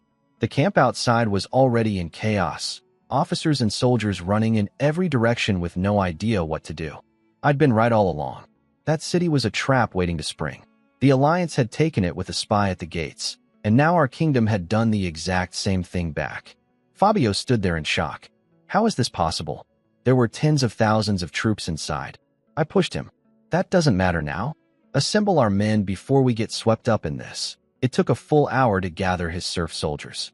When we finally moved out through the left side of the camp, Fabio saw the 4 regular legions marching toward the city to fight, and suddenly he wanted to join them. We should go support the battle. I wanted to stab him.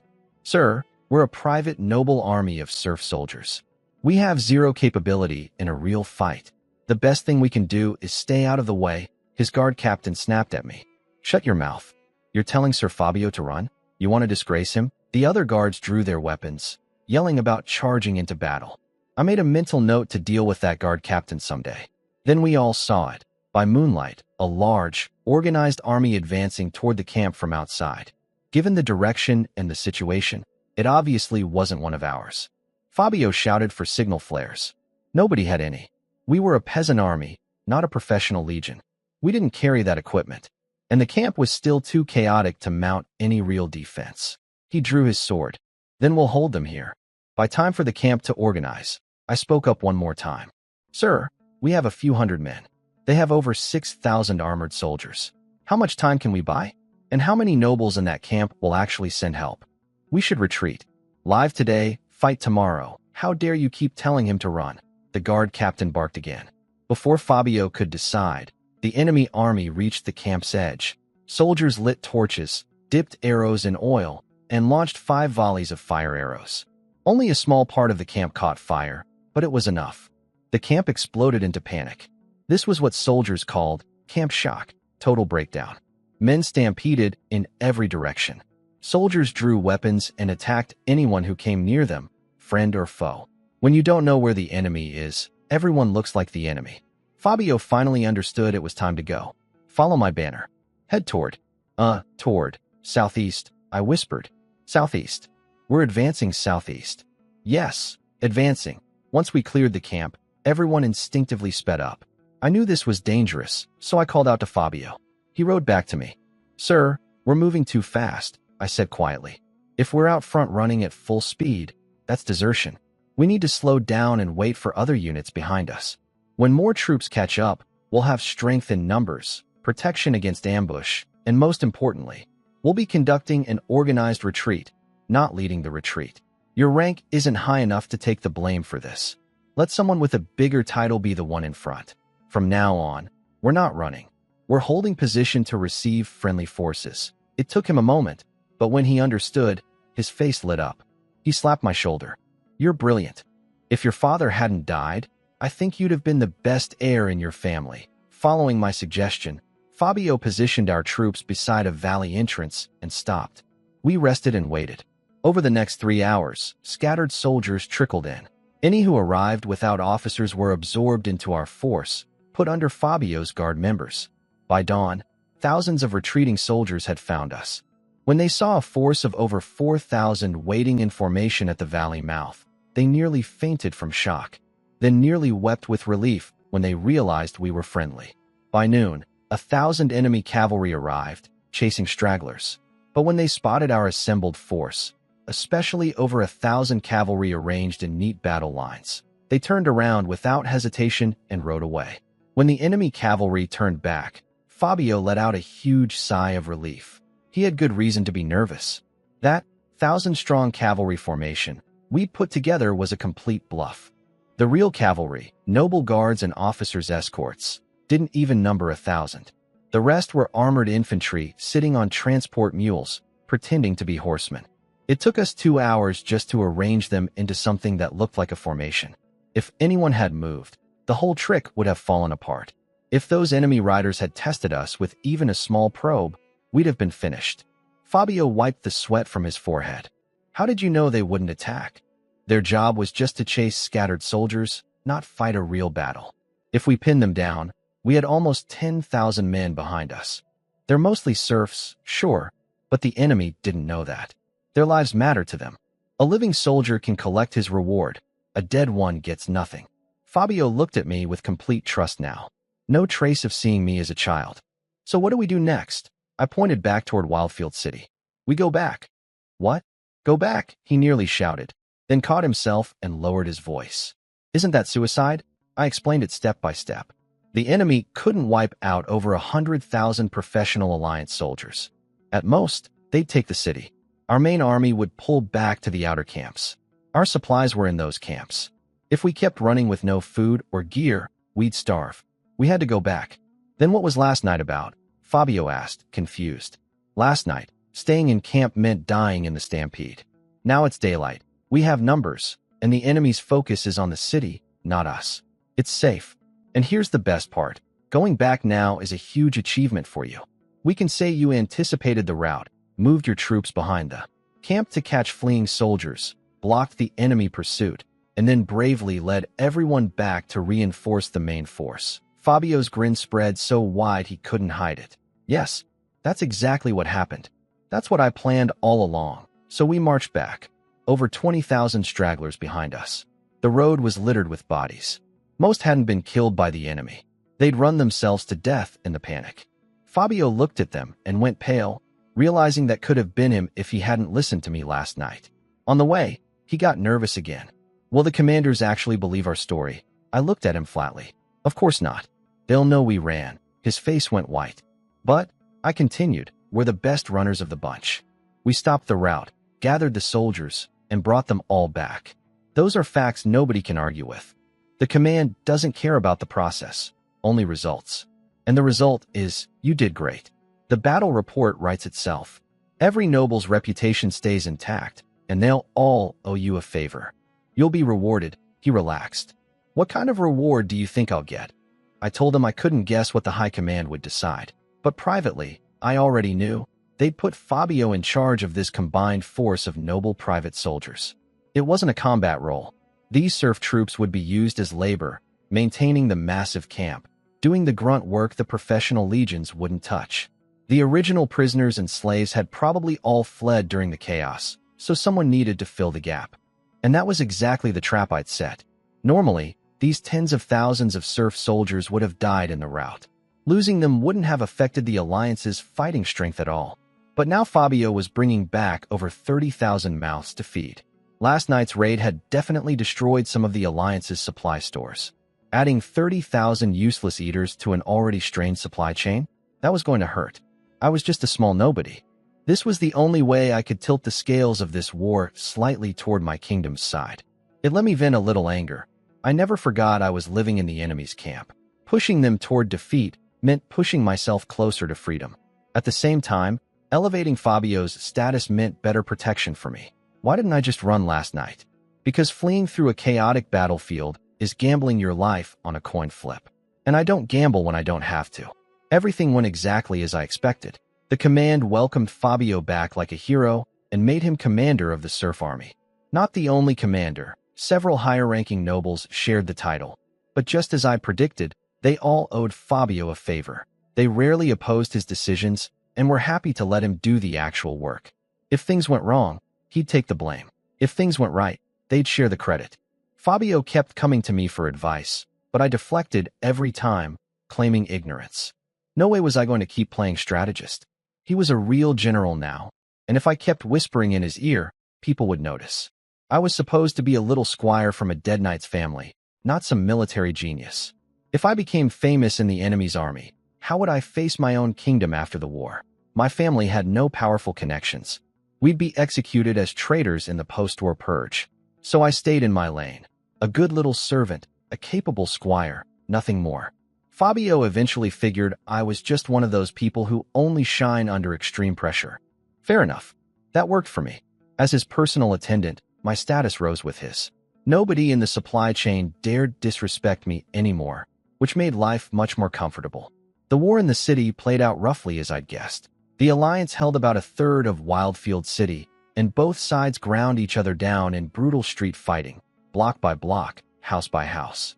3 legions fought inside, while 12 more camped outside. Supplies looked fine for now, but deep behind enemy lines, the pressure would build over time. Summer arrived, and I used Fabio's position to get myself some nice gear. A custom-fitted chainmail shirt, a set of small leather armor, and a bow made to my specifications by the army's weaponsmiths.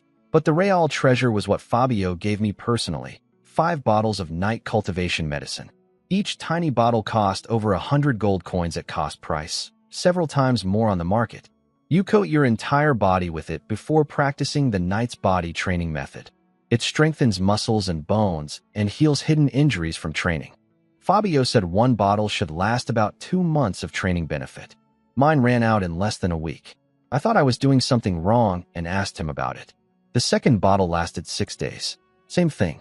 In just over a month, I'd completely absorbed all 5 bottles. But the results were extraordinary, far beyond what Fabio described as normal. I now had strength exceeding most adult men. My bones, muscles, and stamina had all improved dramatically. For a moment I got excited. 7 years in this world, and finally, was this my cheat ability? The golden finger every reincarnator is supposed to get? Had the Transmigration Bureau finally remembered my starter bonus? I waited eagerly through another month until my 8th birthday. Nothing else happened. No special power awakened. I told myself maybe it would come when I turned 18. By now I stood 1.5 meters tall with a balanced build. I didn't look 8 at all. People would believe me if I said I was in my teens. As summer faded, the Alliance Command knew they had to act before winter trapped them. The fighting suddenly intensified.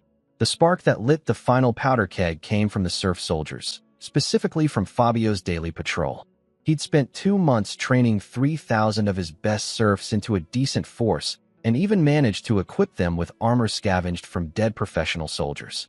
Combined with his 1,000-plus silent battle axe veterans, his 5,000 troops were the reason he held his position as overall serf army commander.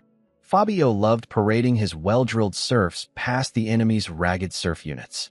He'd sneer and shout insults at them, and usually their officers would swallow the humiliation. Not today. Today's opponent was a hothead. When Fabio started his usual taunting, a young man on the other side grabbed a bow and put an arrow right into Fabio's chest plate. It bounced off the armor without doing real damage, but the insult was massive. Fabio couldn't let that slide. Not as a noble, not as a commander. He immediately ordered a charge. His troops were stronger and pushed the enemy back quickly. When their commander was killed and they were about to collapse, enemy reinforcements arrived. They were still weaker than Fabio's armored serfs, but the numbers grew. Seeing Fabio getting surrounded, his guard captain fired a signal. Over 1,000 elite guards stationed outside the main camp charged into the battlefield and joined the brawl. Things spiraled out of control fast. The nobleman Fabio killed turned out to be the youngest son of a count in the Kai kingdom. His older brother brought reinforcements to avenge him. Then more troops from both sides piled in. By the time I got word, tens of thousands of men were fighting on the plain, including 2 professional legions on each side. Every unit in both camps was scrambling to join. As Fabio's well-known squire, there was no way I could sit this out. Every other noble's private army had already rushed to help. If I stayed behind, people would talk. Was I too young? Nobody cared. I was tall enough. Plenty of officers had seen me train. They'd praised my swordsmanship. In their eyes, I was ready. So I finally stepped onto the battlefield I'd spent years trying to avoid. I didn't ride a horse. Standing tall on horseback would make me a target. Some knight might think I was a noble's son worth capturing or killing. I couldn't explain my real identity to either side. So I mixed in with the infantry where it was safest. Relatively safest. I wore chain mail under leather armor. No serf's blade could get through that, and it stopped arrows well. I'd sparred with serf soldiers before and could handle 3 at once. But on a real battlefield, anything could happen. Knights get killed by farmers with pitchforks. My small body wasn't invincible. I tried to calm my nerves as we marched closer. My heart pounded harder with every step. Then we crashed into the fight. Screaming, metal clashing, officers shouting. It all blended into a demonic hum that rattled something deep in my skull.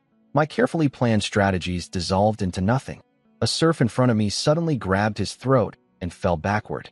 His blood sprayed across my face. Everything went red. Before I could process what happened, a spear thrust came at my head. I leaned back on instinct and dodged it, but the attacker slammed the shaft down onto my chest and knocked me flat.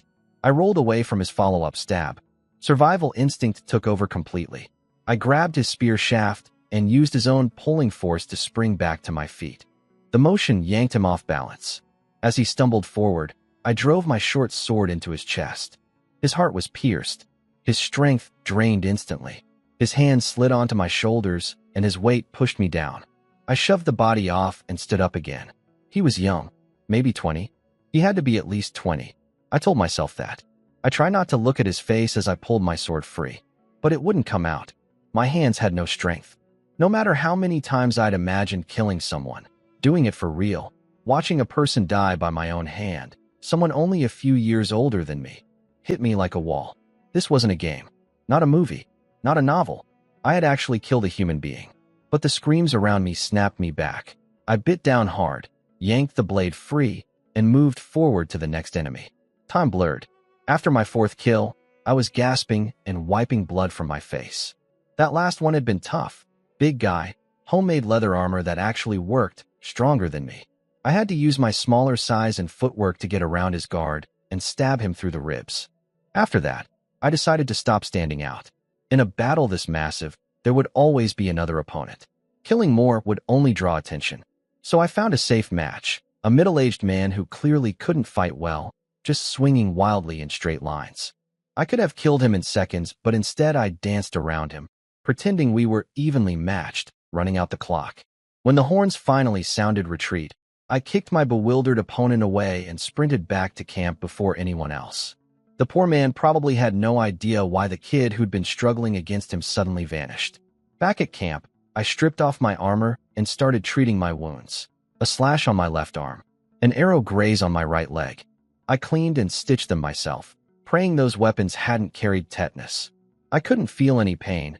Adrenaline was still flooding my system. Damn it, I was still just a kid. Was all this adrenaline going to mess up my growth or something? Lucky Henwire? Brave Henwire? Which title do you prefer? Fabio teased me after the battle. I shook my head. It's not as impressive as people say. The enemies were fooled by my age. They underestimated me, and that's the only reason I got lucky. Otherwise, I'd be dead. Fabio's smile faded. He put his hand on my arm. Henwire, this is my fault. I promised you wouldn't have to fight. I broke that promise, and it shames my family's honor. I told him not to worry. The battle had been unexpected for everyone. I reminded him I was part of the army, so fighting was technically my duty. But I'm still too small. Give me a few more years to grow, and I'll be a proper warrior at your side. He smiled. I believe you. You'll be a knight someday, and I'll make sure you get the title. But for now, I've given orders. You won't fight again. Stay in my tent and handle my affairs. And as compensation for breaking my word, ask me for anything. If I can get it, it's yours. Don't refuse. This is about my honor. I thought for a moment. Could I have more of those cultivation medicines? Of course. He didn't even hesitate. After he left, I let out a long breath. No more battles meant my survival odds just jumped dramatically. Against serf soldiers, I had every advantage and still got wounded. If they'd thrown me against professional legions, I'd be dead for certain. My mind was already spinning ahead. This accidental battle would trigger a full-scale war. The Alliance wanted to retreat, but needed to do it safely. Our kingdom was pressuring its allies to drive the invaders out quickly.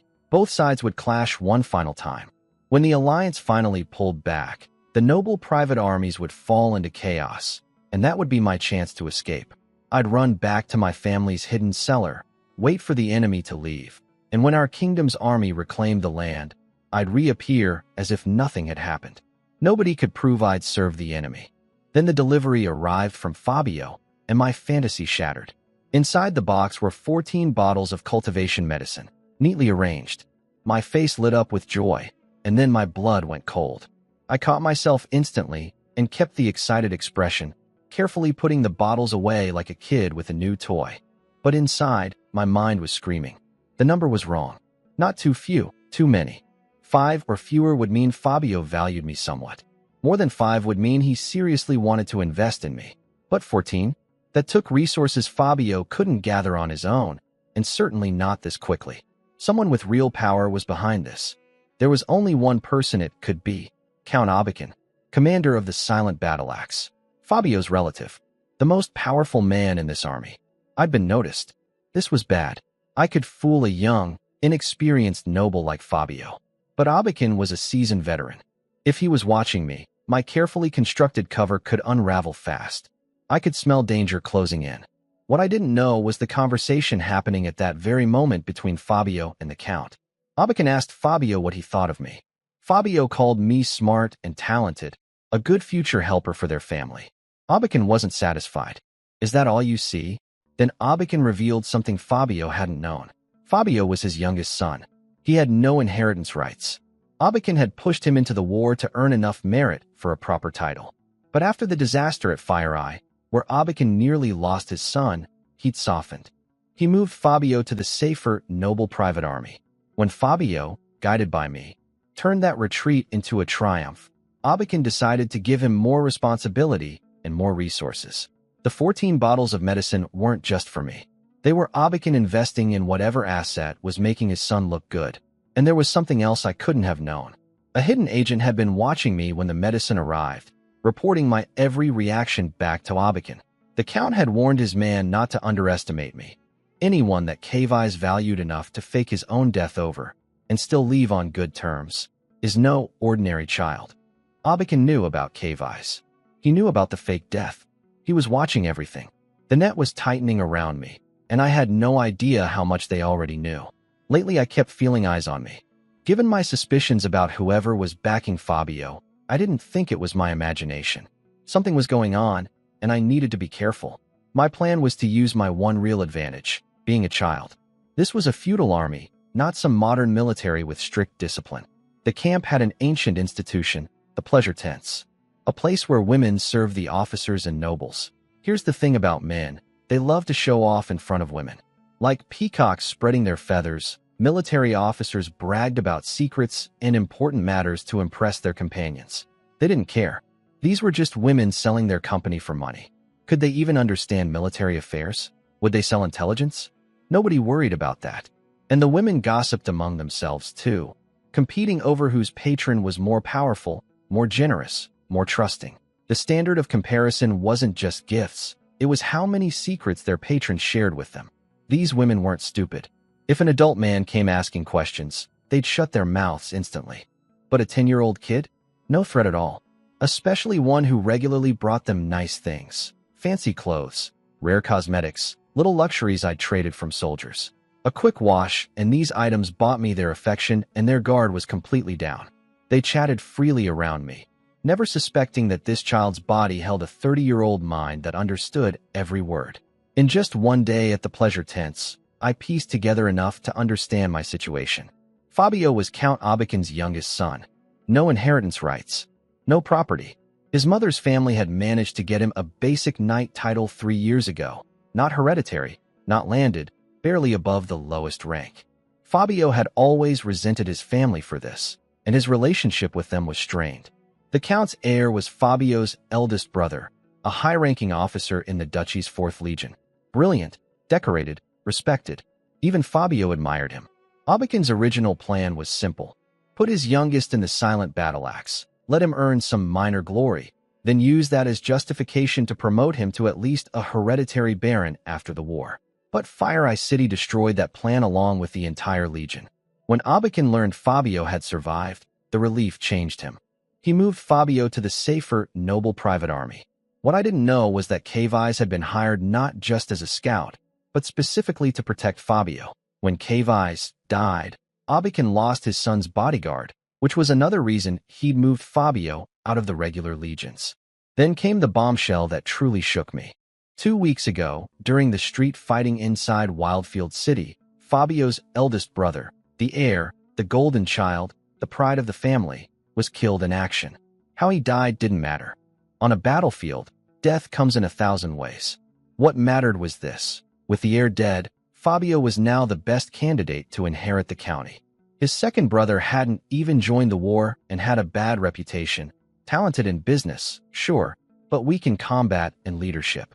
For an important military family like Abakan's, that wouldn't do.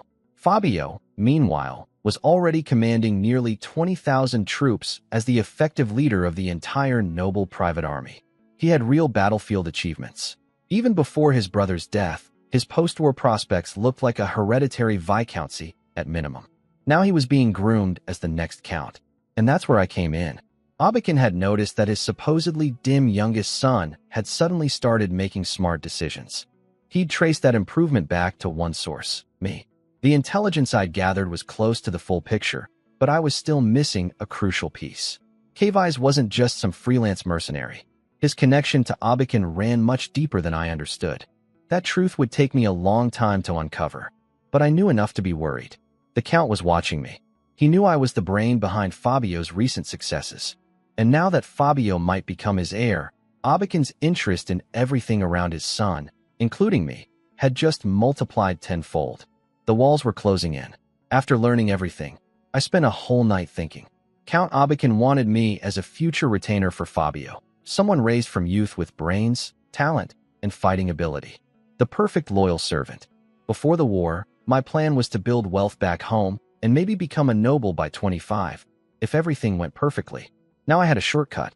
If I followed Fabio to the Warrior Duchy, I'd train in far better conditions than my birth family could ever provide. I could achieve knight status before 20, help Fabio rise to count, and as a founding supporter, I'd easily earn a barony. Best of all, I'd have a powerful network backing me instead of fighting alone. Was this betraying the Kai Kingdom? Honestly, I had no loyalty to any feudal state. The only person I owed loyalty to was myself. By morning, I made my decision. If fate was handing me this chance, I'd grab it. But there was something critical I'd overlooked, something my limited experience in this world and my assumptions from my past life blinded me to. That mistake would come back to haunt me terribly. The next day, I went to Fabio with a proposal. Sir, what's the real difference between professional soldiers and noble private armies? Why is the gap in fighting ability so huge? Training. Equipment, he said. I shook my head. Your 3,000 elite serfs have decent equipment and plenty of training, but they still can't beat 500 professionals. The difference isn't gear, it's treatment. No pay, no family allowances, no death benefits, terrible food. You can't expect a horse to run if you don't feed it. He rubbed his temples. I know, but we don't have the resources. I lowered my voice. Sir, how long before the final battle? A month or two at most. And will the Alliance win? He went silent. He wanted to say yes, but he was a military man. He knew the truth. Retreat was coming. It'll be less than a month, I said. Our supplies last 3 months, and the retreat covers hundreds of miles with no major cities for resupply. Tens of thousands of troops burning through food. The command won't wait long. And when the Alliance retreats, a big chunk of the serf army will be left behind as a rearguard sacrifice. Fabio's face went pale. He knew I wasn't exaggerating. The Alliance would protect its professional legions and leave expendable troops to slow the pursuit. So you want us to build a stronger army, so we're too valuable to abandon? He asked. No. We volunteer to be the rearguard. His eyes went wide. Sir, you're the supreme commander of the private armies. Everyone else can run. You can't. It would destroy your reputation. But here's the thing. The Alliance needs us right now. So if you go ask for more supplies, weapons, armor, they'll say yes. They have plenty from all the destroyed legions. Better to give it to us than abandon it during retreat. He understood that part. Then panic set in. But we'd still be the sacrificial rearguard. We could die here. I walked to the map and pointed south of Wildfield City. We set up defensive positions at Six Bay Mountain. Over 30,000 serf soldiers. At least 20,000 will make it there. In a defensive position, we can hold for 5 days minimum. And then what? The roads south are limited. If the enemy pins us down, we can't retreat. Sir, will the enemy know we're just serf soldiers? Of course. The moment we fight, they'll see through us. And what's their real goal? Killing us. He shook his head. No. They want to catch and destroy the Alliance's main force. Exactly. So why do we have to retreat south? I picked up my short sword and drew a line across the map, eastward. Why can't we retreat east? It leads back to the duchy just the same. Fabio went to his father. I don't know exactly what was said, but Fabio came back and told me the deal was basically done. The command would approve his requests. Count Abakan had only said one thing at the end. Come back alive. I'll give you a chance to prove yourself. Now it was time to prepare.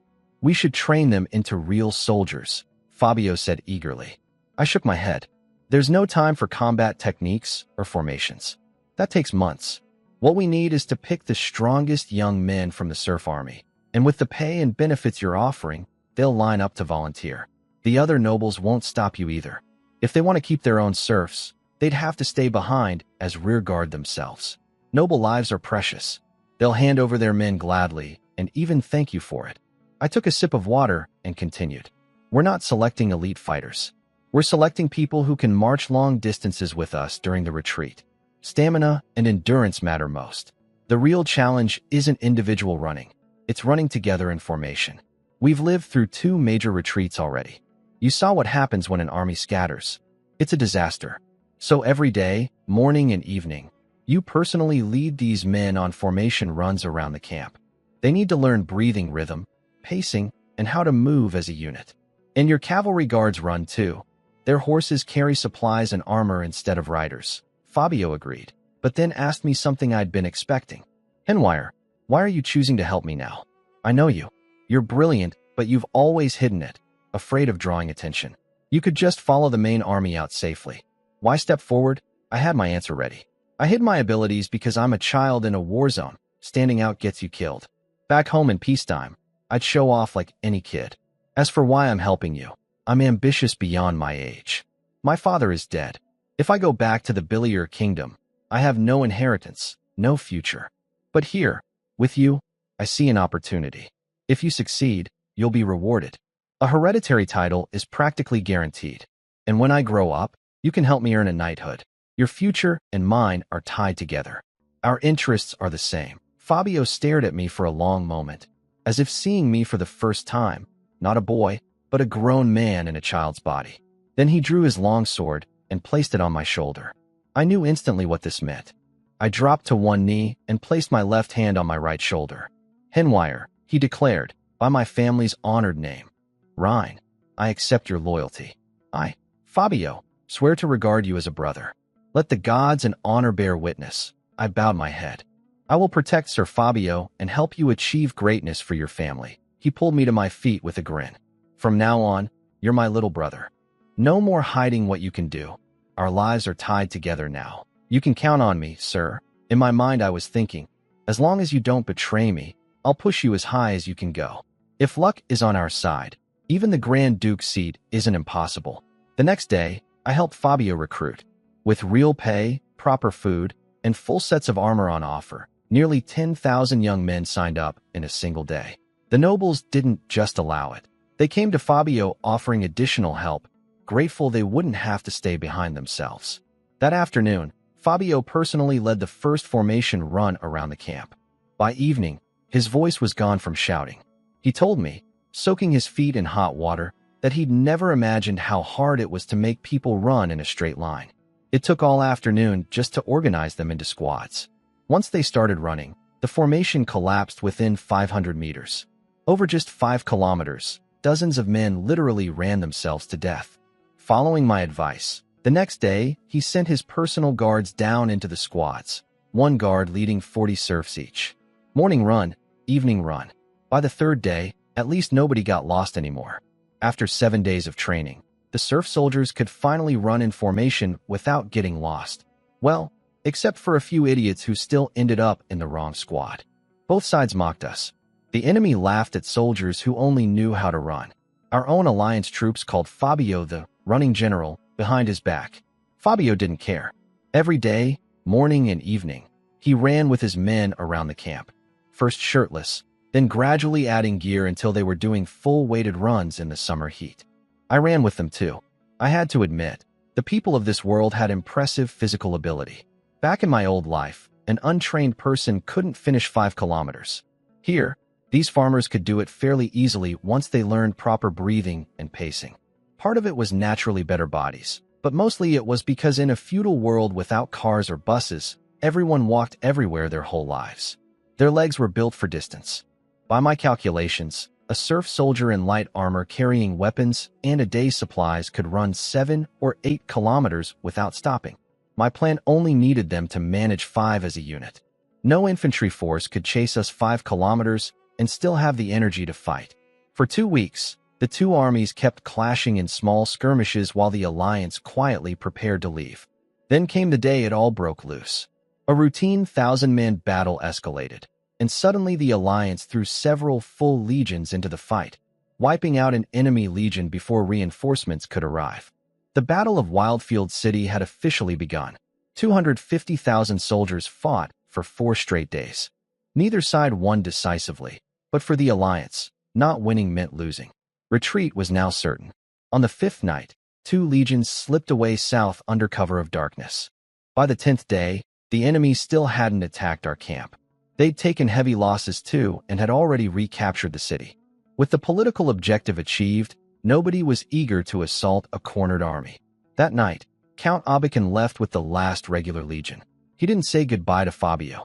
Now it was just us. Fabio's serf army, nearly 20,000 in armor, plus over 20,000 regular serfs. Per our agreement, we had to hold position for 2 days after the last main force departed. The next morning, Fabio ran his troops around camp as usual, loose, sloppy, just like always. The camp still had plenty of cooking smoke, sentries on the walls, cavalry patrols, armored soldiers drilling. Everything looked exactly the same as yesterday. The enemy wouldn't notice anything had changed. While Fabio ran, I was at the supply depot, sorting through everything the Alliance had left behind. There was still plenty: food, medicine, equipment. I had the old and weak soldiers baking flatbread all day. I gathered the carts and modified them into smaller, faster wagons. I organized every useful medicine. By evening, the enemy still hadn't moved. They apparently hadn't realized the main army was gone. The second day, Fabio ran his troops just once. That evening, I ordered the most generous meal we could manage. All the meat we couldn't carry. Better in our stomachs than left for the enemy. Then I told Fabio, we leave tonight. But the 2 days aren't up yet. We'll set up our defensive line at 6 Bay Mountain and keep blocking from there. And scatter all the gold and silver across the camp before we go. You want the enemy to waste time looting? We're supposed to burn the camp. We can't leave supplies for them. The supplies don't matter. If we leave the camp intact, the enemy has to send troops to search and secure it. That means fewer men chasing us. Your orders say keep the pursuit off the main army for 2 days. That's all that matters. Nobody's going to complain about the details, he agreed. His guards spread treasure throughout the camp. After dark, we moved. My 10,000 trained runners formed a protective formation around 20,000 regular serfs, pushing over 1,000 carts. Fabio had rehearsed this several times, but the real thing was still messy. Still, messy and moving was infinitely better than a panicked rout. We marched all night. At dawn, Fabio finally called a halt. When will the pursuit come? He asked. This afternoon. The enemy will notice something's wrong this morning, but they'll probe carefully. They won't enter the camp until noon. Then they'll spend hours looting. If we're lucky, they won't organize a proper chase until evening. But we can't reach 6 Bay Mountain in 1 more day. Cavalry could catch us easily. Cavalry won't charge a formation head-on. They're too valuable. We put the trained runners at the rear. The riders who come will just be scouts trying to track us. They won't dare attack. Everything happened exactly as I predicted. By evening, a handful of enemy scouts appeared behind us. When they saw our organized rear guard marching in formation, they didn't even probe. A few peeled off to report back. The rest followed at a safe distance, ready to bolt at the first sign of trouble. On the second night after leaving camp, we reached 6 Bay Mountain, where 3 mountain ranges meet, with a river alongside. Complex terrain, easy to defend, hard to attack. Exactly what I needed. Following my plan, Fabio announced to the 20,000 ordinary serf soldiers that they'd be building fortifications here. They'd get fed, get paid, and when the work was done, they'd receive severance money and their freedom. They could go wherever they wanted and take as much food as they could carry. Anyone who chose to stay was welcome too. Food and shelter provided, no frontline fighting required. With those terms, the serfs worked like demons. Following my blueprints, defensive walls and positions went up fast. Enemy scouts watching from a distance realized the problem immediately. This mountain pass, once fortified on both sides with heavy infantry plugging the middle, could hold against 100,000 men. When the enemy's cavalry pursuit force arrived the next day, they just scratched their heads. They were light riders meant to chase and harass, not siege troops. The terrain was too tight for horses. Arrow towers were already going up on the mountainsides, commanding the high ground. They had zero desire to attack. I'd anticipated this. The cavalry left on the second day, wheeling around to bypass us and chase the Alliance's main army instead. Cavalry had the speed to take the long way around. Infantry didn't, and infantry was what would eventually come for us. To my surprise, the enemy foot soldiers didn't arrive until the third day. And even then, they didn't attack. They'd marched over 100 kilometers to get here and were exhausted. They just sat across from us, resting. On the fourth day, they sent a few hundred men in formation toward the valley entrance. Before they even reached our barricades, a storm of arrows drove them back. I nearly lost my mind. I ran to Fabio and demanded he enforce strict fire discipline. A few hundred men and our archers had unleashed a massive volley. That was criminal waste. Every arrow we shot was one we couldn't replace. I'd insisted on bringing every arrow we could carry from the camp precisely because defensive warfare depended on them. Making new ones took time and skill we didn't have. This was exactly why I designed the arrow towers. I'd personally surveyed the terrain and used geometry to calculate optimal firing positions. Each side of the valley had pairs of towers marked with matching colored flags. The towers were positioned so that if an attacker raised a shield against one, the tower on the opposite mountainside would hit him from behind. Like crossfire from machine guns. Maximum killing zone, no blind spots covered. This was probably the most valuable knowledge I'd brought to this world from my past life.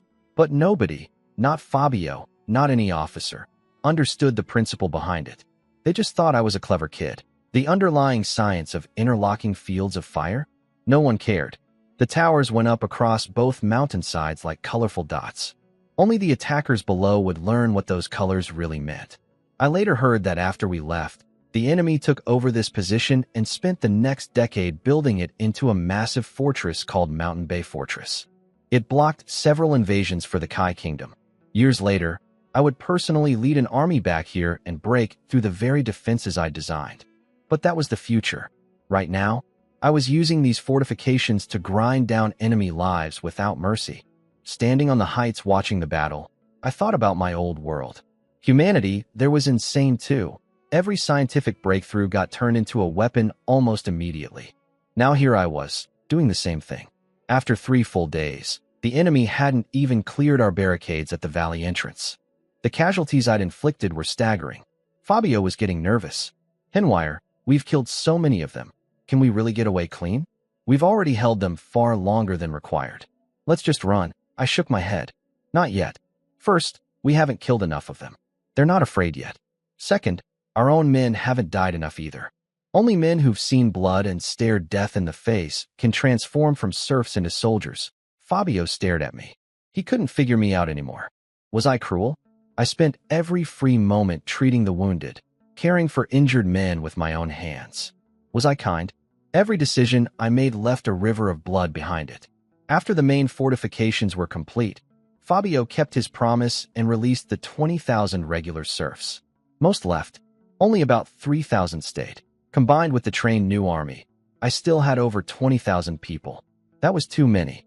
Too large a group was slow, conspicuous, and would attract serious pursuit.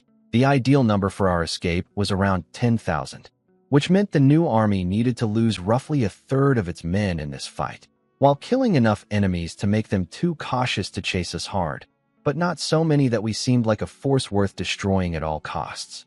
Walking that line was going to be the hardest calculation of my life. Fabio found me on day 13, covered in blood. The casualties are too high. We need to leave. He'd just led his personal guard into the front lines to plug a breach. Since day 9, the enemy had been hitting us with everything they had. They even sent soldiers climbing the mountainsides to knock out my arrow towers, but our rested defenders on the fortifications pushed them back every time. Charging uphill in heavy armor with medieval weapons is exhausting work. At first, the enemy took massive losses just reaching our positions, but their generals quickly figured out we weren't regular alliance troops. Our soldiers were tough, but sloppy. It was the fortifications doing most of the killing, not the men, so they sent their best units. I wanted Fabio to spread his veteran guards among the new soldiers, one experienced fighter for every 10 recruits, acting as backbone and teacher. In life-or-death combat, people learn incredibly fast. 2 rounds of fighting with veterans beside them, and these serfs would transform into real soldiers. But Fabio kept his guards together as a separate strike force. Without that anchor, the new troops crumbled against elite enemies. We were trading casualties at a 1-to-2 ratio, and we were the 1. In 3 days, we lost several thousand men. Today, the enemy punched through our lines. Only Fabio's desperate charge with his guards saved us from a complete collapse. We've lost over 6,000 men, he shouted at me, eyes bloodshot. How many more have to die? 4,000 more, I thought. But I didn't say it. Instead, I pointed at the enemy. They haven't lost enough yet. Give me 2 more days. Then we go. Fabio sat down on a rock, defeated. Morale is collapsing. I don't know if we can hold. We promised to bring people back to the duchy, I said quietly. We never promised to bring everyone. If some of them don't trust you enough to follow when it's time to leave, that's their choice, not our problem. He stared at me for a long time, then stood up and put his helmet back on. I hope you're right about this. The next afternoon, the enemy rolled out their trump card, a heavy armored battalion, thousands of ironclad soldiers pushing into the valley like a black tide. Fabio saw them, and his blood ran cold. Arrows couldn't stop them. Our soldiers certainly couldn't. Then a strange rumbling started. It grew louder. On both sides of the valley, boulders began rolling downhill, some half a meter across, some taller than a man. They bounced and accelerated down the slopes, gaining terrible speed. I'd prepared this days ago. Workers had loosened rocks on the mountainsides and positioned them for exactly this moment. The enemy commander screamed for retreat, but it was too late. The heavy infantry was deep inside the valley, packed tight in their dense charging formation, weighed down by their own armor. The avalanche of stone crashed into them like a natural disaster. Over 5,000 heavy troops went in. Barely 1,000 came out. The regular soldiers ahead of them panicked, lost their will to fight, and got caught in the carnage too. In total, the enemy lost several thousand men in one engagement. That evening, Fabio came to me, practically glowing. They're showing signs of pulling back. We held them. We leave tonight, I said. What? They're retreating. Why rush? The men are exhausted. At least give them a day to rest. That's exactly why we run now. We have to give up this position and let the enemy take it. It has to look like they broke through and we fled. If we stay and they withdraw on their own, we stop looking like disposable serfs and start looking like a dangerous main force. The next army they send won't just chase us, they'll hunt us to extinction. But if this particular enemy unit gets credit for conquering our fortifications, they'll exaggerate our strength in their reports to make themselves look heroic. And any future pursuit force will think twice before chasing such a formidable foe. That boulder trap had been too devastating. I'd meant to make the enemy cautious, not humiliate them. Wiping out their heavy infantry was like kicking them between the legs. We had to leave before they decided revenge was worth more than strategy. I also made sure Fabio didn't kill the prisoners today. We left them behind along with enemy wounded from previous days, a deliberate signal. It told the enemy, look, we didn't suffer that badly. Here's proof you can show your superiors. Take the win. Let us go. Everyone except today's exhausted frontline fighters packed up that night. After midnight, we climbed over the ridge using routes I'd scouted in advance and slipped out of Six Bay Mountains range. The next morning, the enemy cautiously occupied our empty fortifications. They confirmed which direction we'd gone, but not a single general volunteered to chase us. They quickly found their excuse. Our mission was to break through and pursue the Alliance's main army. Why would we chase that dangerous side force? Nobody argued. After marching all night along the river, we'd put over 50 kilometers between us and Six Bay Mountain. I told Fabio to let everyone rest by the riverbank. We were safe for now, but I couldn't sleep. I spread out the map and studied our route. The border of the Kai Kingdom was about 400 kilometers east in a straight line, but the actual march would be at least 600 kilometers on the best roads, and we couldn't use those roads. Marching down the main highways of the Kai Kingdom would be political suicide. Not because the garrisons along the way could stop us. They couldn't. But because a foreign army parading through their territory would humiliate the kingdom. They'd have to respond, even if the frontline generals didn't want to chase us. So I designed a complicated route through the southeast, zigzagging through remote areas. Nearly 1,000 kilometers total. Traveling by night, resting by day, it would take about a month. Along the way, we'd need to resupply near a few major cities. I planned to buy what we needed, not steal it. The Alliance's scorched earth policy on the way and had destroyed the countryside and forced the enemy to commit more troops. I wouldn't repeat that mistake. We had plenty of gold, spoils from all the towns the Alliance had looted. After a day's rest, I approached Fabio before we set off again. Sir, morale is low. We need to fix that, he shrugged.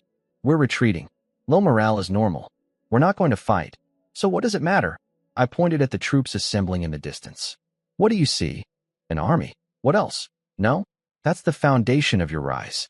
How good are they? Still below regular army standard. And compared to noble serf soldiers, he scoffed. Don't insult me. They're proper soldiers now. They'd crush any serf unit. But they're still legally serfs, I said quietly. He paused. Well, yes. What if they weren't? What if you gave them the status of free citizens? He scratched his head. That's tricky. They belong to other nobles. Granting them freedom without permission. Who's going to object? How would they object? Sir, you command over 10,000 armed soldiers. You're a legion commander. He saw the logic, but was still confused. Even if I free them and boost morale, how does that become my power base? I can't afford to maintain a legion. I don't even have a territory. Sir, is this the worst regular legion in the duchy? No, they're actually decent, especially at long-distance marching. That makes them a solid field army. Exactly. You can't afford them, but the duchy can. Building a legion like this from scratch costs a fortune. You're about to hand the Grand Duke a battle-tested, fully equipped army, ready to fight. What do you think he'll give you for that?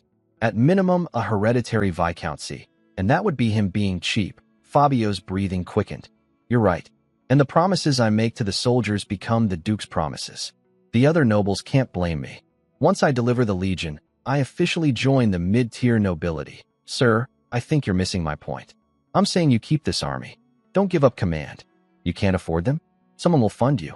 No territory? With 10,000 elite soldiers, even counts won't dare raise their voice to you. Fabio spun around and stared at me hard. Don't ever say that to anyone else. If this gets out, I can't protect you. Sir, whether you accept it or not, you've personally built a legion that answers to you. Every noble in the duchy will see you as a threat to their land. That's happening regardless of what you decide. He went quiet. I let the silence sit, then shifted to the immediate issue. For now, just free them. Give them hope. Give them a goal that transforms serfs into warriors. The rest we figure out later. What matters now is that warriors march faster and fight harder than slaves. 2 hours later, Fabio rode to the front of the formation and raised his voice. By the authority of the Warrior Duchy and the Rhine family, I declare that from this moment, you are no longer serfs. You are free citizens. You belong to no lord. I will lead you to my domain, where you will build homes and raise families. From this day forward, you are not a serf army. You are a regular legion of the Warrior Duchy. Every benefit other legions receive, I guarantee you will receive. Warriors who bled beside me, our battle is finished. This war is no longer ours. Now, I'm taking you home. A long silence followed. Fabio glanced at me nervously, thinking I'd been wrong. Then the roar came. 10,000 voices screaming his name, shaking the air like thunder. Fabio stood there on his horse, trembling. Not from fear, from the feeling of it. All those people calling for him. So this was what power tasted like. 2 days after Fabio freed the soldiers, an elite cavalry force arrived at Six Bay Mountain. The Nighthawk Knights, 5,000 strong, wearing black cloaks embroidered with a striking bird of prey. They carried 4-meter lances and wore full armor. A charging cavalry unit, the kind every nation treats as its most prized mobile force. They'd been sent to hunt us down.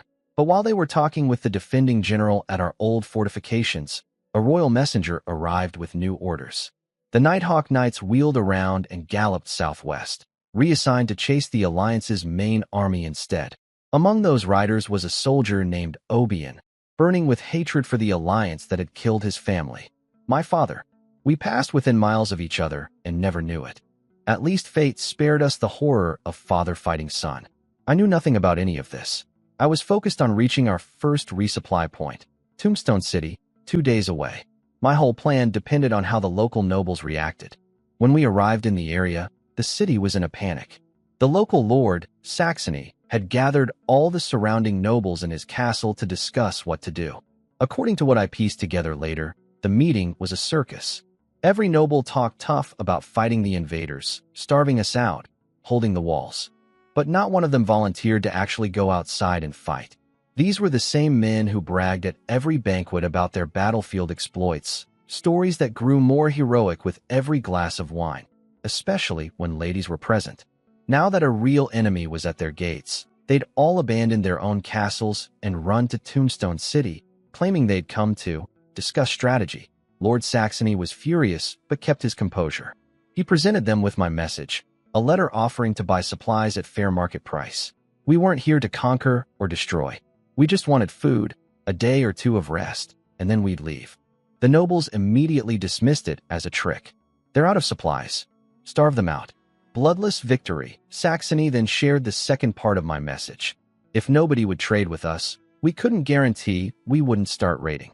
We had no interest in attacking Tombstone City itself, but the nobles' undefended castles and estates outside the walls.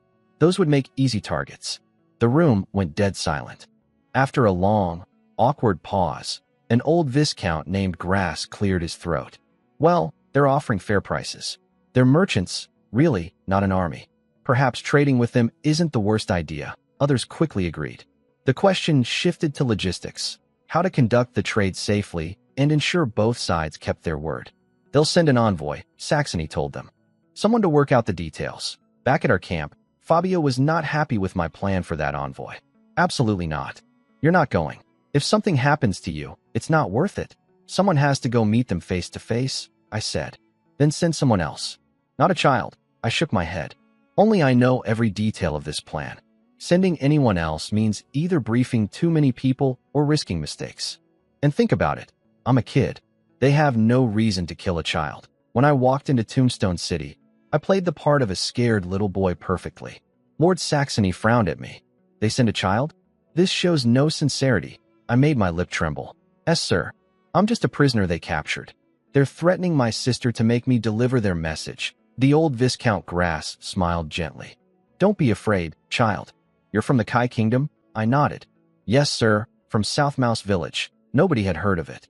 Nobody questioned it either. Nobles don't bother learning the names of tiny villages. My flawless Southern Kai accent was all the proof they needed. Then I delivered the proposal exactly as I designed it. Both sides placed their goods at separate locations. Each side sends inspectors to verify. No middlemen, no guarantees needed. Once confirmed, signal your people to collect. The nobles stayed quiet, still hesitant. So I lit the final match. They also said to think of it this way. You're not trading with the enemy. You fought a battle, drove them off, and seized war trophies. You even rescued captured Kai citizens. That's a great achievement, something you can officially report. You won't be punished. You'll be rewarded. Their eyes lit up like lanterns. Of course, these weren't purchases, they were spoils of war. Saxony saw he'd lost. Even killing me wouldn't help. The nobles would just trade privately. He handed the matter to Old Grass and walked away. But before leaving, he looked at me. Tell them to release every captured child, including you. That touched something in me. I genuinely liked this old soldier.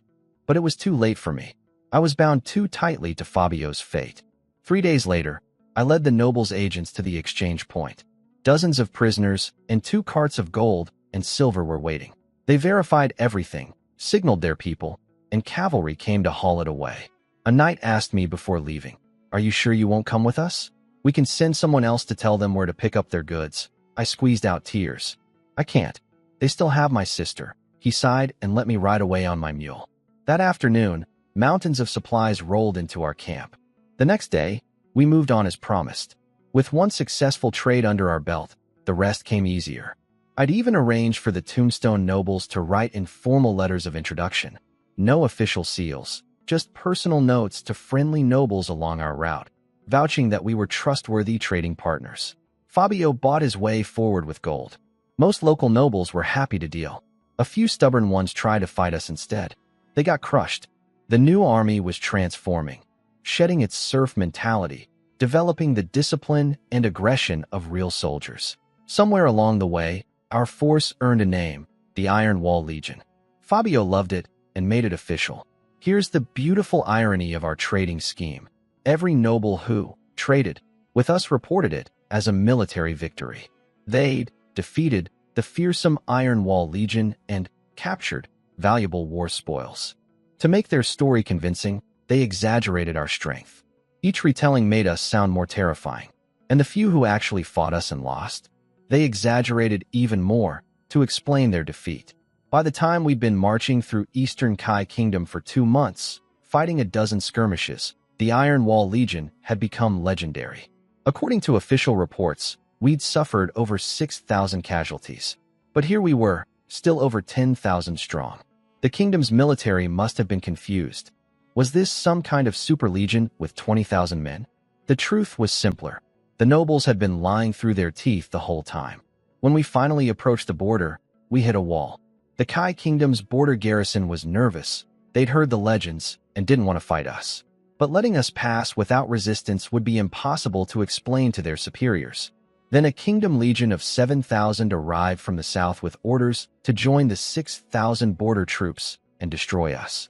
13,000 against our 10,000 plus. But when they saw our actual numbers, they panicked. Their intelligence said we should be down to maybe 4,000 or 5,000 after all those losses. Instead, they were looking at a full-strength veteran legion. We stared at each other across 10 miles. Neither side attacked. As I put it to Fabio, it's like two men threatening each other with sticks, both afraid the other's stick is bigger. But this standoff couldn't last. They had a fortress behind them and steady supplies. We had limited food and autumn was turning to winter. If reinforcements arrived or the cold set in, we were finished. Fabio called a full military meeting that lasted all day. Nobody came up with a plan he liked. That evening, he found me. Any ideas? I thought about it. Use our advantage. He looked confused. What advantage? I grinned. Everyone calls us the Running Legion as an insult.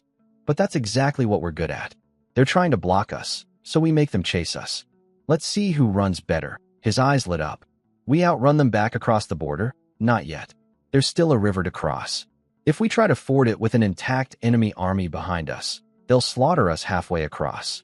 We need to hurt them first, or at least scare them enough to back off. I'm thinking we stay in this area, make fast short-range moves, and force them to keep up. They'll exhaust themselves. Will they take the bait? They have no choice. If we start moving, we threaten to cut off their supply route to the fortress. They're carrying less food than we are. They have to respond. I continued. Also, they're two separate units, the border garrison and the relief legion. Together, they keep each other honest. Neither dares slack off with the other watching. So we split our force in two, which forces them to split as well. Once separated, without anyone looking over their shoulder, each commander will fight just hard enough to save face. Then let us go. Fabio liked it. He called a second meeting that night to hammer out the details. When the plan was done, he showed it to me. I tweaked a few small things but approved the rest. I had better ideas, but I wasn't the general. Pushing too hard would cross a line, and honestly, the Iron Wall Legion wasn't skilled enough to execute anything more complex. Then came the argument. I told Fabio I wanted to go with the right wing. He refused immediately. Are you crazy? This isn't serf soldiers. These are real troops. Your little body can't handle it. Stay behind me where my guards can protect you. But I had my reasons. Being next to the main banner meant being the biggest target on the field. That's where every enemy I would focus. The right wing was safer. I couldn't say that, so I framed it differently. Sir, only you and I truly understand this plan. You'll lead the left wing perfectly. But if something goes wrong on the right and there's nobody who grasps the full picture, it could ruin everything. If you tell Commander Duvian that I carry your authority in emergencies, both wings can adapt on the fly. We'll crush the enemy and meet at the river. The right wing commander, Duvian, was someone I'd been quietly cultivating for months. A real knight-level fighter without the formal title, he'd been Fabio's friend in the silent battle axe days. I treated his battle wounds twice, once at Six Bay Mountain when he was badly hurt, and again during our retreat when I gave up my own mule so he could ride while injured. He was one of the best of our 14 battalion commanders, and I'd subtly steered Fabio toward choosing him for this role. Fabio finally gave in, but made Duvian swear to protect me. He even hinted that if things went badly, getting me out alive mattered more than winning. 2 days later, we moved. The Iron Wall Legion surged forward. The enemy braced for a head-on charge, but at 500 or 600 meters out, we stopped cold. Before the two enemy generals could figure out what was happening, our army split into two columns and started running, left and right, fast and organized. What are they doing? Trying to go around us. Are they trying to encircle us? They don't have the numbers. Are they heading for the river? But they haven't built any crossing. Wait, they're cutting off our retreat. The moment they understood, both enemy commanders committed their forces. The border garrison general was the shrewder one. He spotted that our right wing was smaller and lacked the legion's main banner. He charged straight at us. Duvian kept his cool. He ordered every officer to control their soldiers' pace. Don't panic. Don't speed up. Stay steady. At the closest point, the enemy was barely 200 meters behind us. But this was what all those months of running had built. Their sprinting troops gradually slowed as exhaustion set in. Our men kept the same steady pace they'd practiced hundreds of times. We dragged the border army on a chase for over 2 kilometers, and they couldn't close the gap. Every time the border army tried to stop and catch their breath, Duvian immediately swung our formation toward their exposed flank. Their general had no choice but to order his men to keep running to block us. From above, we must have looked like 2 giant snakes writhing across the landscape, each trying to bite the other's belly. Within 30 minutes, one snake started getting fatter, not stronger, but sloppier. The border army was falling apart. Soldiers were dropping out of formation, gasping, stumbling. Some collapsed on the ground entirely. I'd been watching for exactly this moment. I told Duvian now. He ordered a full stop.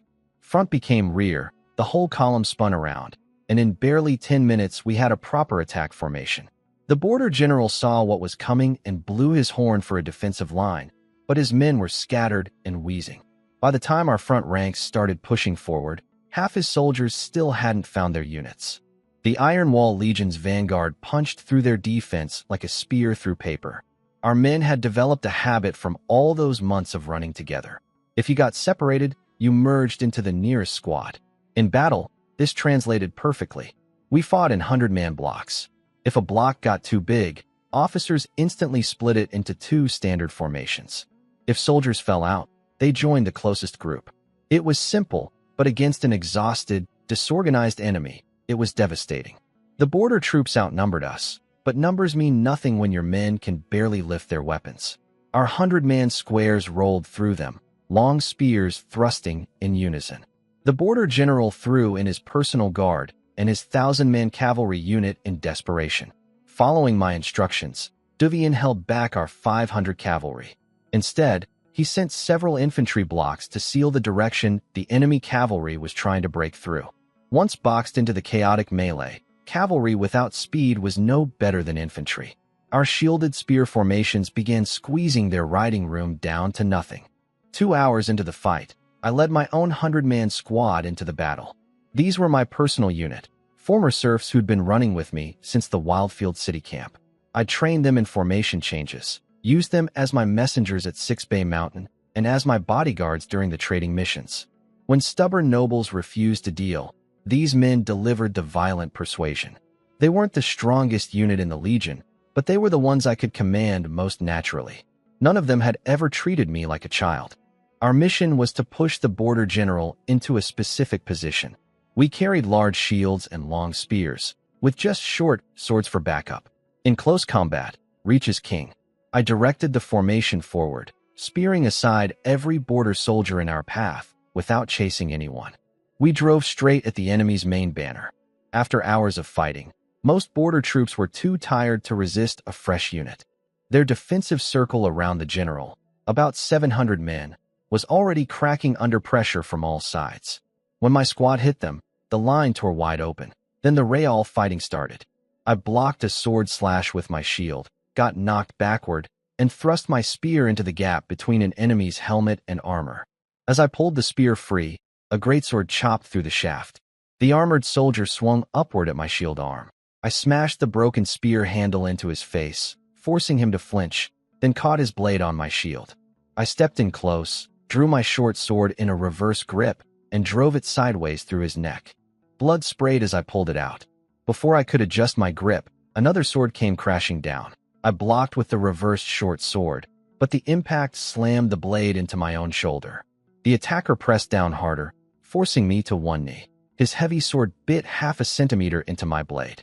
He twisted and swung horizontally at my head. My sword guard caught it, but the force drove the metal into my helmet with a sickening clang. My vision swam.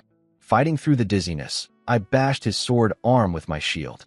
When he lurched forward, I dropped the ruined short sword, pulled a small hand crossbow, aimed at the gap in his helmet, and squeezed the trigger. The 5-inch bolt punched through the visor slot. He fell backward, dead. I tossed the destroyed short sword aside.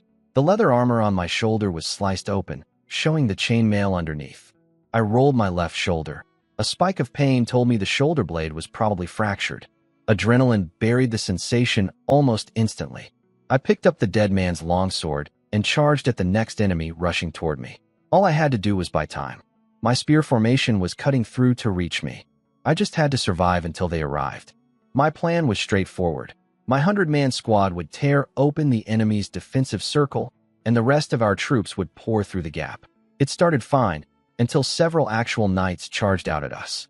Not men on horses, warriors with knight-level combat power. Their battle aura was spent, but they wore full heavy armor, wielded great swords, and had the physical strength to mow through my soldiers like a harvesting machine. I had to step in. My original role was supposed to be the archer hiding behind the formation, the range damage dealer. But just like in games, the shooter always draws the most hate. After I sniped one knight with my bow, the rest locked onto me immediately. One smashed through my guards and came straight for me. The others pushed my soldiers back to keep them from helping. I was cut off from my squad, alone against a wounded but still terrifying knight. Luckily, 3 months of intense training had pushed my body well beyond adult levels. Shield in one hand, spear in the other, I fought a desperate close-quarters duel and finally killed him. Then more elite soldiers rushed in. The one I killed with the hand crossbow was my 6th elite that day. By then I was fighting 2 armored soldiers at once with a borrowed longsword and battered shield, hanging on by pure stubbornness. But I could hear it behind me. My squad had finished off the 4 remaining knights and was cutting through to reach me. Sure enough, just as 2 soldiers pressed me hard, spears shot past my shoulders and sent both men sprawling. More of my men flooded in and finished them on the ground.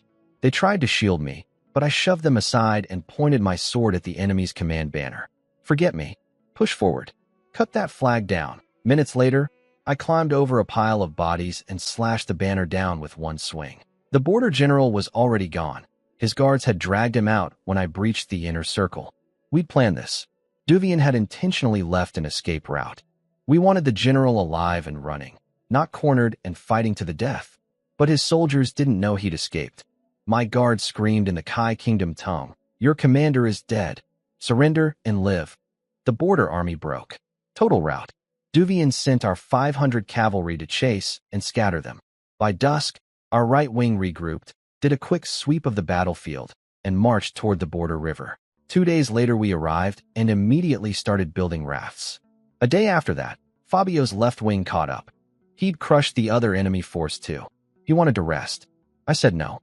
We just destroyed their border garrison. That's exactly why we need to cross faster. The kingdom can't allow a third front to open up during their counteroffensive. They'll send elite forces to wipe us out. If enemy scouts show up tomorrow morning, it proves I'm right. The next morning, cavalry scouts appeared all around us. Fabio stopped arguing. He ordered everyone to start chopping trees. That first night, I didn't waste time with individual rafts. I lashed them together into a pontoon bridge. In one night, we moved over 2,000 wounded and 1,000 support personnel across. The river was only about 200 meters wide, and the autumn floods had passed. Most areas were only 4 meters deep, shallow enough to drive tall wooden poles into the riverbed as anchor points for the bridge. At dawn, we disassembled the bridge back into ordinary rafts to fool the enemy scouts. The second and third nights, I prioritized supplies over soldiers. Once we reached the duchy, we might go a long time without resupply. The duchy's nobles wouldn't want an oversized private legion that only obeyed Fabio. So we had to bring everything: winter clothing, blankets, food, pack animals. Combined with whatever the duchy eventually provided, it would be enough to survive the winter. During the day, we floated rafts across openly, but slowly and inefficiently, carrying only cavalry and treasure chests. It was theater. I wanted the border scouts watching from the hills to see a greedy commander lazily ferrying his favorites and his gold. Based on the visible raft traffic, their intelligence would calculate we needed at least a month to move everyone across. They had no idea about the bridges we built every night. By the 7th day of crossing, most of the army was already on the other side. But that afternoon, our scouts reported an elite cavalry force had entered the kingdom's border fortress to rest. I knew we had until tomorrow at best. That night, I ordered all 4 pontoon bridges deployed at once. The rush caused some men to fall into the river, but at least their armor was already across. Most survived. By dawn, Over 2,000 people still hadn't crossed, and we couldn't wait for nightfall again.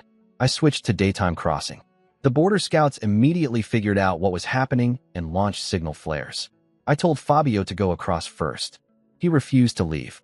I estimated the kingdom's elite cavalry would arrive by noon at the latest. 2,000 people on shaky pontoon bridges that could only hold so much weight. This was going to be tight. Worse, more than half the remaining troops were cavalry. Horses on a swaying bridge moved painfully slow, needing constant calming from their riders. I shoved backup rafts into the water and loaded infantry onto them. Even after all our practice during the long march, it took nearly an hour to paddle 200 meters. At least once the first batch reached the far side, we could tie ropes between the banks so the next group could be pulled across faster. I had my men tear down every remaining tent and load everything onto rafts. Finally, the cavalry finished crossing, but several hundred soldiers were still on the west bank. I ordered everyone onto the bridges and had the western anchor ropes cut. I could already feel the ground trembling from approaching hooves. Cut the underwater ropes. Now, without the fixed posts holding them, the bridges began drifting with the current. The eastern shore ropes still held, so the bridges swung out into the river and then slowly pivoted back toward our side. Everyone lay flat, gripping the planks, terrified of capsizing. Then I saw them. Red cloaks. The Nighthawk Knights, the kingdom's most fearsome charging cavalry, lined up on the western bank in perfect formation, watching us drift away. Silent. Intimidating. Even with a river between us, the pressure they radiated was suffocating. Fabio and the soldiers started cheering and shouting taunts across the water. "Get down," I screamed. "They're going to shoot." The Nighthawk commander raised his hand. A row of riders behind him lifted bows from their saddles in perfect unison. Into the water. Used the rafts as shields. I rolled off the bridge into the freezing river. The wood above me shuddered with impacts. I held my breath for over a minute before surfacing on the far side of the raft.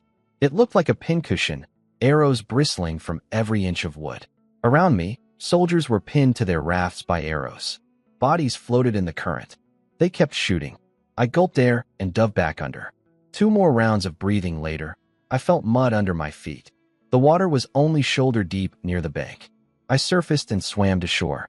Soldiers with shields hauled me up just as Fabio, wrapped in a blanket, soaking wet, was jumping around screaming, "Get archers! Shoot back at them!" I ran over, dripping and shivering.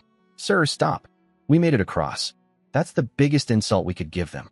Don't waste arrows." He grumbled, but let it go. After I changed clothes, I found Fabio pulling bodies off the rafts and collecting enemy arrows. He held one up for me to see. "Look at this. Heavy armor-piercing arrowheads, over 2 inches long. The Nighthawk Knights don't cheap out. These things aren't cheap." I took the arrow and understood why it had punched through bodies and nailed men to wooden planks. These weren't ordinary arrows. Fabio sighed. "We were so close to getting everyone out clean. Lost nearly 100 men right at the end." I kept my thoughts to myself.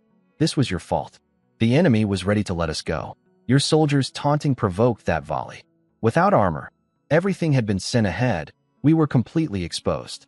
100 dead, plus wounded who'd lose half their number to infection. Over 200 lives thrown away for the pleasure of talking trash." But Fabio felt no regret at all. He was actually excited. "We engaged the Nighthawk Knights and got away. No infantry legion in any country can say that." "Sure, if you want to spin it that way." I asked him about the Nighthawks. He corrected me. They were a knight order, not just cavalry. 6,000 strong, roughly 1,000 actual knights among them. Every squad leader held knight rank.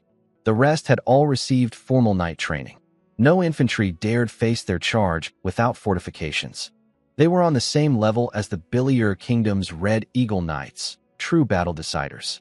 "Our duchy has been trying to build a knight order for years," Fabio said. "We've only managed 2,000 riders with about 300 knights.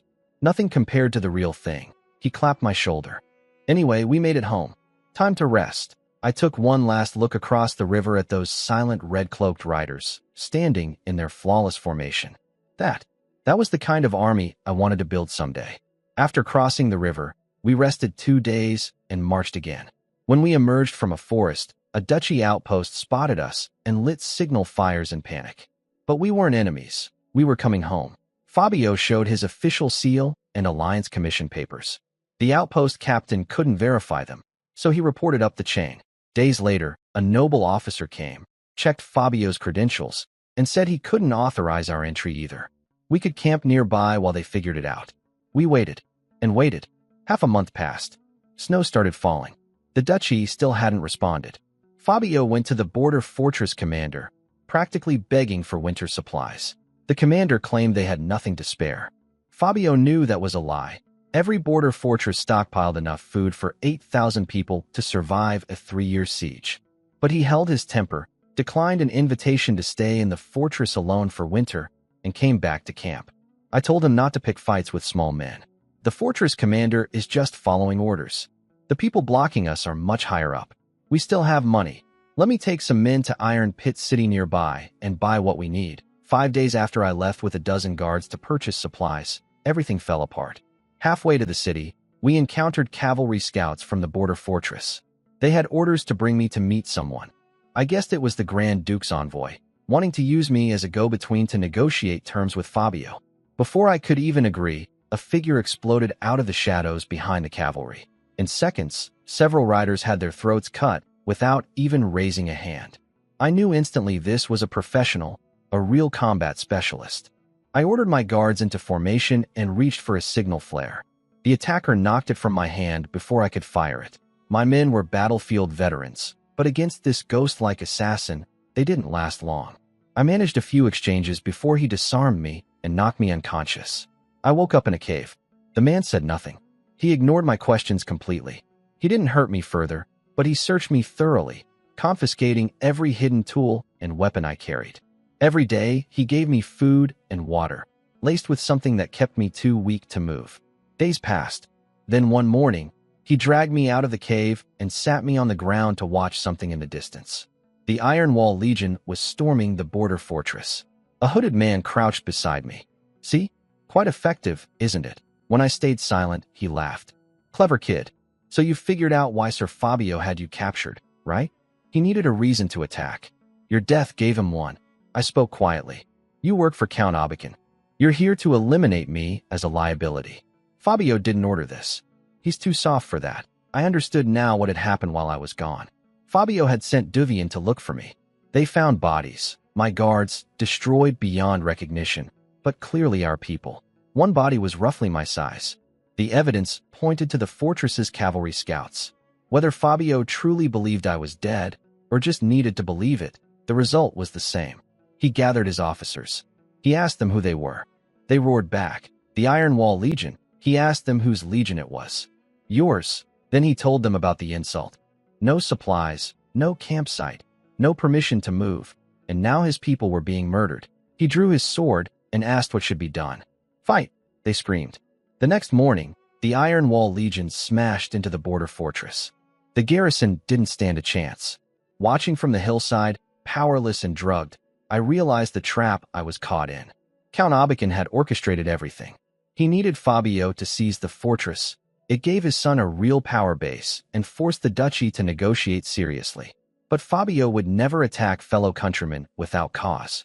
So Obakin's agent kidnapped me, faked my death, pointed the evidence at the fortress, and let Fabio's rage do the rest. And me? I was the loose end. The person who knew too much, who was too clever, who might one day become a threat instead of a tool. Obakin's man wasn't here to rescue me. He was here to decide whether I lived or died. The hooded man was Count Obakin's shadow guard, a professional assassin, a class above ordinary soldiers. I looked up at him. I have a question. Since I'm dead either way, can you satisfy my curiosity first? Ask. Whether I answer is up to me. I think I've done well. I never harmed the Count's interests. I never let Fabio get hurt. I kept pushing him upward. Isn't making his youngest son more capable a good thing? I'm still young. I could help Fabio even more in the future. So why does the Count want me dead? The shadow guard didn't deny who he worked for. You've done well. But your timing is wrong. If the eldest son were still alive, the Count would have supported you fully. But now the eldest is dead. The youngest becomes the heir. And the Rhine family carries royal blood. That bloodline's honor cannot be stained. I sighed. I see. I understand now. And I truly did. I'd made a critical error, an error born from applying my past life's logic to this world. In my old world, A strategist who delivered results would be valued, celebrated, recruited with open arms. But here, honor and reputation meant more to nobles than practical results. Everything I'd done, convincing Fabio to run from the night raid, and then spinning it into a triumph, the brutal trap at Six Bay Mountain, the under-the-table deals with Kai Kingdom nobles during our long march. I saw these as smart moves. The nobility saw them as disgraceful. Tricks, schemes, conduct unworthy of a house with royal blood. And there was an even deeper problem. Abakan didn't want an exceptional heir. He wanted an adequate one. Above the count sat the Grand Duke, the true ruler. A son who was too capable, commanding a powerful army, guided by a ruthless strategist pushing him ever higher. The only thing higher than Count was the Duke himself. That was a threat no father in this political system could tolerate. So Abakan had to make me disappear, not to hurt Fabio, but to protect him from being seen as dangerously ambitious. I laughed bitterly at myself. I'd finally taken a risk, tried a shortcut to power, and walked straight into a trap of my own making. The Shadow Guard noticed my bitter smile. "What exactly did you figure out?" I closed my eyes. I didn't feel like explaining political theory to someone who wouldn't understand it. He caught my meaning, and his voice turned cold. "I satisfied your curiosity. Now satisfy mine. Answer well enough, and maybe I'll let you live." My eyes snapped open. I actually laughed. "So your orders aren't to kill me. Let me guess. You're supposed to send me to the Billier Kingdom. Why not the Kai Kingdom? You little country bumpkin from Splitstream Bay." I froze for a second, then relaxed. Of course. If Abakan had planned all this, he'd investigated me thoroughly. He knew my real identity. A commoner's son from an enemy nation, not a Billier Knight's orphan. I shrugged. "Either country works.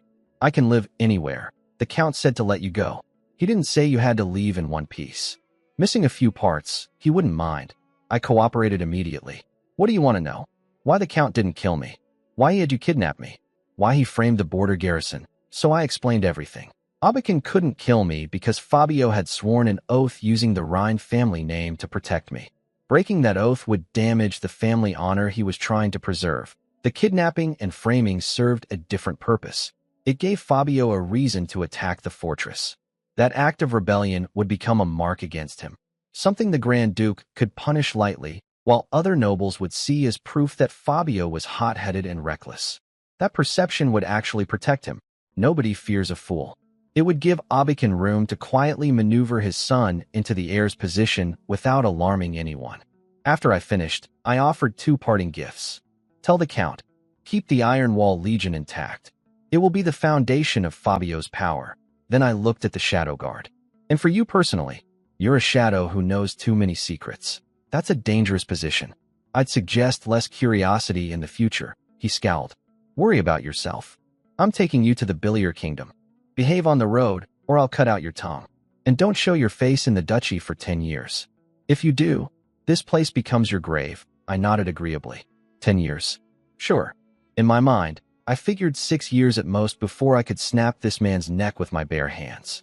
Over the past months, I'd used all the cultivation medicine, 37 bottles total, including some I'd secretly acquired during trades with Kai Kingdom nobles.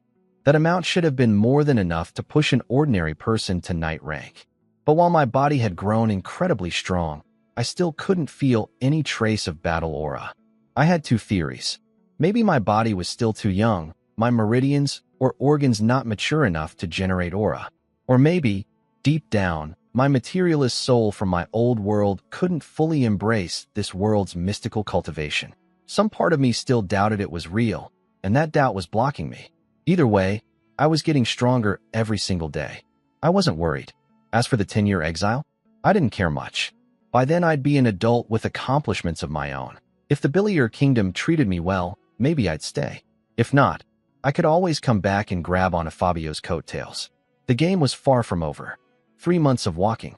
That's how long it took the Shadow Guard to drag me across the entire Warrior Duchy and into the Billier Kingdom. By the time my feet touched Billier soil, winter had passed and warmth was returning. He handed me a small bundle. Inside, some dried food, a little money, barely enough to survive a few months, and a hand-carved wooden dog, which was the token I'd need to show at a place called the Mozong Tavern. Someone there would take me to wherever I'd been assigned to live. I had to stay in that city for at least 1 year. If I tried to run, He'd come find me, and next time wouldn't be pleasant. Before he left, I asked two things. When does this poison wear off? And I want my weapons back. They're from my teacher. He glared at me, left briefly, then came back and tossed Daybreak and the great bow at my feet. I don't like how you look at me, kid. You're not as smart as you think. These weapons mean a lot to me. I don't have money now, but when you come check on me in a year, I'll pay you back, he sneered. The drug wears off in a few days. You'll have your strength back. Then he was gone. I cleaned my sword, adjusted the bowstring, and hummed a little tune. I didn't try to run. That nasty shadow guard might still be watching, looking for an excuse to beat me. An hour later, a gloomy-looking man came in, glanced at me and my token, and told me to follow him. We walked through filthy narrow streets to a rundown tavern, the Mozong Tavern. He took me to a basement room and left. I looked around and immediately understood. That spiteful shadow guard had dumped me in a child trafficking operation. This was a holding station where kidnapped children were kept before being sold. He was probably watching from somewhere, laughing. I sighed, ate some food, and fell asleep to the sound of children crying next door. 2 days later, my body was recovering. I estimated 1 more week before I'd be back to full strength. That same day, the traffickers had gathered enough children. They herded us into a cramped wagon. On the way in, they seized my pack and my weapons. Daybreak and the Great Bow. They saw quality steel and figured it was worth good money. I looked at the armed men with crossbows standing guard. Still too weak to fight. Not yet. I asked the gloomy man one question. How much did I sell for? 17 silver coins. That's not cheap. You'd better be worth it, or you'll regret it. 17 silver coins. I burned that number into my memory. That was my starting price in this world. 17 silver coins for a human life. I told myself to never forget what I was worth to these people. From the traffickers' conversations, I learned we were heading to a baron's territory that was buying young serfs. The trip would take about 10 days, with stops at towns along the way to sell children to anyone interested. I was too big and looked like I'd eat too much, so nobody bought me at the first 2 stops. 5 children were sold, including a girl. I didn't cause trouble. I didn't react to being hit or cursed at. Why argue with dead men? In 7 days I'd have my strength back, and then these people would cease to exist. On the 5th night, the weather turned bad. Rain was coming. The traffickers found a sheltered spot, set up tents, and started drinking. In the dead of night, I opened my eyes. I pulled a thin wire from inside my boot and picked the lock on my ankle chains. But I didn't go for the wagon door. Instead, I reached into the hidden lining of my clothes and pulled out strips of dried meat. I chewed slowly, rebuilding my energy. Then I pulled out something else. 2 steel spikes, each a foot long and thin as a finger, hidden in my clothing seams. A child next to me watched with wide eyes as I drew them out like a magic trick. I put a finger to my lips. Stay quiet. I climbed silently to the top corner of the wagon, bracing myself against the ceiling with one hand, one spike in my teeth, the other aimed at the door below. Then I heard it, screaming outside. Cursing. Weapons clashing. Someone was attacking the traffickers. Before I could react, arrows punched through the wagon walls. They tore through the huddled children inside. The screaming and crying became deafening. I twisted my head just in time to dodge a shaft that came through right where my face had been. When the door finally swung open, someone looked inside at the carnage and swore. Damn it. These are slavers, not a cargo shipment. It's just kids in here. I held my breath in the dark corner of the wagon ceiling and listened. Damn, thought this was a big score. Just broke slavers. Wrap it up. Let's move. The rain will wash away our tracks. Ironhead, check for survivors inside. Kill them or burn it. The door opened and a big man squeezed in, stabbing children one by one with his sword. The boy who'd watched me climb up was still alive, reaching toward me with a trembling hand. Save. Save. Me. The killer followed the boy's pointing finger and turned around. I was already dropping from the ceiling. I landed on his back and drove my steel spike straight into his temple. He went stiff and collapsed into the pile of bodies. The man at the door stared at me in shock. Before he could shout, I caught the spike from my teeth with my left hand and threw it. It went into his open mouth and out the back of his skull. I grabbed my other spike, leaped out of the wagon as his body fell, and rolled underneath it. Quick scan, about a dozen bandits total, scattered around looting the dead traffickers. Only 2 had noticed me. The rest were busy with spoils. These weren't ordinary robbers. The standardized leather armor and military swords told me they were army deserters turned bandits. Dangerous people. I needed to reach the tree line. No armor meant one good arrow could finish me, and the weakness drug still hadn't fully worn off. A straight fight against this many-armed men would be suicide. I dropped to all fours and crawled fast across the ground. Before the two who'd spotted me could react, I was behind another bandit. Steel spike through the neck. Then I spun to his front and snatched his sword. Left hand pulled the spike free, jabbed it up through his jaw, and I lifted his body as a shield. 2 arrows thunked into the corpse. I was already moving, reaching another bandit. A twist of the sword opened his wrist. As his weapon dropped, my spike found his throat. Another body shield. But this time I noticed something on his back. Daybreak. My sword. This thief had claimed it as his trophy. I dropped the borrowed blade, drew Daybreak, and ducked behind a tent. They'd lost sight of me. I planted the sword in the dirt, picked up a military bow, and grabbed arrows. I held one arrow against the bow shaft with my grip hand, knocked another, and kicked the corpse I'd propped against the tent out into the open. 3 archers had been aiming at me. 2 shot at the tumbling body. The third was drawing a fresh arrow. I stepped out from the left side and released, 1 archer down. My fingers flicked the spare arrow onto the string. Before the third archer could even aim, my second shaft punched through his neck. I tossed the bow, grabbed Daybreak, and burst from the right side of the tent, around the back of another tent. But 2 bandits had anticipated me and moved to cut off my path to the trees. I skidded to a stop, kicked dirt into the right one's eyes, clashed swords with the left one. Before he could push back, my knee smashed into his groin. As he doubled over, my spike went through his throat. My descending right foot swept into the blinded man's knee pit, dropping him. I spun and took his head off with 1 stroke. The tree line was close. I sprinted for it. Then a man stumbled out of the trees, pulling up his pants. Of all the rotten luck, I ran him through without breaking stride, but the delay cost me a precious second. I heard bowstrings behind me. I wrenched the dying man around as a shield. Arrows slammed into his back. Then 2 more bandits closed in and cut off my escape. I fought them with everything I had. My swordsmanship was better, my experience deeper, but the drug still sapping my strength meant I couldn't finish them quickly. More bandits surrounded me. Minutes later, I was leaning on Daybreak, gasping, bleeding from several cuts. 4 more bodies lay around me. 3 wounded bandits hung back, afraid to attack again. Others stood at a distance with crossbows aimed. A man in metal armor, their leader, called out, "Kid, you must be from some noble family. How'd you end up as a slave? Family destroyed? You've got real skill. Join me. Someday you could take over my position. Free life. No rules. Inherit his position? Become a bandit chief?" I spat blood and beckoned him forward. "Come fight me." I knew I was done, but I'd take at least 1 more with me. A crossbowman spoke up. "Boss, let's just shoot him. He killed too many of our brothers." The leader slapped him. "Did I ask for your opinion? Kill him, and we lose money on this whole raid. There's a place that pays top price for noble-born boys. Take him alive." They threw a fishing net over me. I couldn't dodge, couldn't cut through it fast enough. They swarmed me, fists and boots raining down from every direction. I blacked out from the beating and blood loss. Once again, I'd been captured. The pattern of my life in this world, clawing my way up, only to be dragged back down. But as long as I was alive, the game wasn't over.